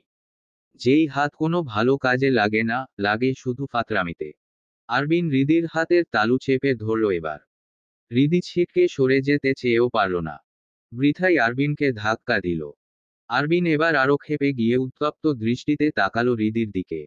জোরে চেঁচামেচি করে বলল, যেই ফোন কোনো দরকারে পাওয়া যায় না, সেই ফোনের কোনো প্রয়োজনীয়তা নেই। কতবার কল দিয়েছি তোমাকে? কতবার? চোখ দুটো খুলে একটু দেখো তো। একটুও কমন সেন্স নেই তোমার। একা ফ্ল্যাটে লোক করে রেখে গেছি নিরাপত্তার কথা চিন্তা করে। আর তুমি রাগজেদ দেখিয়ে কোনো কিছু পরোয়া না করে বেরিয়ে তো গেলেই, তার উপর ফোন সাইলেন্ট করে ব্যাগের মধ্যে রেখে দিলে। কথায় না খুঁজেছি তোমাকে। খুঁজতে খুঁজতে একবার অ্যাক্সিডেন্ট করার মতো অবস্থা হয়েছে। দিশাহারা হওয়ার কারণে ফুলদানি হাতে লেগে পড়তেই সেটা তুলতে গিয়ে হাত কেটেছে। আরও কিছু হওয়ার বাকি আছে। তুমি কি আমাকে মেরে ফেলতে চাও? হ্যাঁ। কথা বলছো না কেন? হৃদির কাঁধ ধরে ঝাঁকায় আরবিন। হৃদি এতক্ষণ চুপ ছিল। এবার ধীরে ধীরে মুখ তুলে বলে, আমি কেন আপনাকে এত কৈফিয়ত দিতে যাব? আর আপনিই বা কে আমাকে এত প্রশ্ন করার? কোনো অধিকার নেই আপনার। একই ছাদের নিচে দায়ে পড়ে আছি বলে একদম অধিকারবোধ খাটাতে আসবেন না, আমি কিন্তু ছেড়ে কথা বলবো না মোটেও। আমি যেখানে খুশি যাব, যা খুশি করব, ইচ্ছে হলে ফোন সাইলেন্ট করে রেখে দেব। আপনাকে এত ভাবতে বলেছে কে? আপনার আমাকে নিয়ে এত না ভাবলেও চলবে। হৃদির শক্ত কথা শুনে আরবিন কিছুক্ষণ দাঁতে দাঁত চেপে তাকিয়ে রইল ওর দিকে, তারপর এক পা এগিয়ে এসে ঝাঝালো সুরে বলল, ভাবতে হচ্ছে, কারণ তুমি এখন আমার দায়িত্বে। তোমার কিছু হলে সেই দায়ভার আমার ওপরেই পড়বে। যা আমি কখনোই মেনে নিতে পারবো না। এজন্যই তোমাকে বলেছি, এখান থেকে যত দ্রুত সম্ভব চলে যাও। আমাকে শান্তিতে বাঁচতে দাও। তুমি আমার অশান্তি আর দুশ্চিন্তার কারণ। আমি পারলে এখনই চলে যেতাম। কিন্তু আরবিন, তার আগে একটা প্রশ্ন। হঠাৎ ডিভোর্সের কথা তুললে দোষারোপটা আমি কার ওপর দেব? আপনার ওপরে। আপনি অ্যাকসেপ্ট করবেন? প্রশ্নই আসছে না। এজন্যই আমাকে এখানে কিছুদিন হলেও থাকতে হবে। এক প্রকার বাধ্য হয়েই। কারণ, আমরা একসাথে সংসারই করিনি। সেখানে ডিভোর্স দেওয়ার কোনো যৌক্তিক কারণ দেখাতে হবে। আর আমি অবশ্যই নিজের ঘাড়ে দোষ চাপিয়ে নেব না। অতটা উদার হতে পারবো না কখনোই। আরবিন আর কোনো কথা বলল না। হৃদি ঠেলে ওর কাঁধ থেকে আরবিনের হাত সরিয়ে দিয়ে আঙুল উঁচিয়ে বলল, আমি মরব, বাঁচব, যা খুশি করব। আপনি চোখ বন্ধ করে থাকবেন। আপনার ওপর কোনো দায় চাপানো হবে না, এই গ্যারান্টি আমি আপনাকে দিচ্ছি। তবু আমাকে আমার মতো থাকতে দেবেন। আপনার মুখও দেখতে চাই না আমি। হৃদির এমন ব্যবহারে আরবিন কিছুক্ষণ ভ্রু কুঁচকে উত্তপ্ত চাহনিতে তাকিয়ে রইল হৃদির দিকে। কিছু বলতে যাবে, তখনই ফ্লোরের ওপর পড়ে থাকা হৃদির ফোনটার ব্রাইট স্ক্রিন অন হলো। ফোনটার তেমন কিছু হয়নি। হৃদি দ্রুত ফ্লোর থেকে তুলে নিল ফোনটা। একটা আননোন নাম্বার থেকে কল এসেছে। হৃদি ফোন রিসিভ করে ওপাশের কথা শুনতাই বলে উঠল, অহ শিহাব তুমি। এটা তোমার নাম্বার বুঝি? হ্যাঁ, এই তো আমি বাসায় পৌঁছেছি মাত্র। তোমার দুশ্চিন্তা করতে হবে না। নিশ্চিন্ত থাকো। কাল আমাকে নিতে আসবে। আচ্ছা, এসো বরং। আমার আরো সুবিধাই হবে। একা যেতে বোরিং লাগে। কথা বলার ফাঁকে আরবিনের রক্তচক্ষু আর চোখে দেখল হৃদি। তবে তা সম্পূর্ণ উপেক্ষা করে গিয়ে বলল, আচ্ছা, এখন রাখছি গো। পরে কথা হবে। রাতের খাবার খেয়ে নক দিও কেমন। Okay bye. হৃদি কল কাটতেই আরবিন এগিয়ে আসলো, হৃদির চোখে চোখ রেখে রাশভারী গলায় প্রশ্ন করল, কার সাথে কথা বলছিলে? একটা ছেলের সাথে। কোন ছেলে? আমার বন্ধু। শুধু বন্ধু না, খুব ভালো বন্ধু। আজকেই ইংলিশ কোচিংয়ে পরিচয়। তারপরেই ফোন নাম্বার দেওয়া নেওয়া। ও আমাকে মোড় পর্যন্ত এগিয়ে দিয়ে ওর বাড়ির দিকে গিয়েছে। তাই আমাকে ফোন দিয়ে জিজ্ঞাসা করছিল ঠিকমতো পৌঁছেছি কিনা। বেচারা খুব দুশ্চিন্তা করছিল আমার জন্য। আরবিন এবার দাঁতে দাঁত চেপে বলল, ওই ছেলেটার সাথে ওভাবে কথা বলছিলে কেন তুমি? কেমন ভাবে? ওগো, হ্যাঁ গো, রাখছি গো, এসব কেমন ধরনের কথাবার্তা? ও কি তোমার স্বামী হয়? স্বামী না হলেও খুব ভালো বন্ধু তো। অন্তত আপনার চেয়ে ভালো। তাই ও ভালো ব্যবহার ডিজার্ভ করে। ছাড়ুন তো। আপনার সাথে কথা বাড়াতে ইচ্ছা করছে না। আমি রুমে যাচ্ছি। ডিস্টার্ব করবেন না, শিহাবের সাথে রেস্টুরেন্ট থেকে খেয়ে এসেছি। তাই আর রাতে খাবো না। কাল সকালে ঘুম থেকে উঠে যেন আপনার মুখ দেখতে না হয়, সেই ব্যবস্থা করবেন আশা করি। আপনার মুখ দেখলে আমার দিন খারাপ যাবে। হৃদি আর দাঁড়ালো না সেখানে। ও যাওয়া মাত্রই আরবিন ওর ফোনটা সেন্টার টেবিলের ওপর ছুঁড়ে মেরে সোফায় বসে পড়ল। তারপর মেজাজ নিয়ন্ত্রণে রাখতে না পেরে হাত মুঠো করে টেবিলের ওপর আলতো করে একটা ঘুষি মারল। চলবে। গল্প, নিষিদ্ধ শব্দের দিনলিপি। লেখনীতে, ঝিলিক মল্লিক। তৃতীয় পর্ব।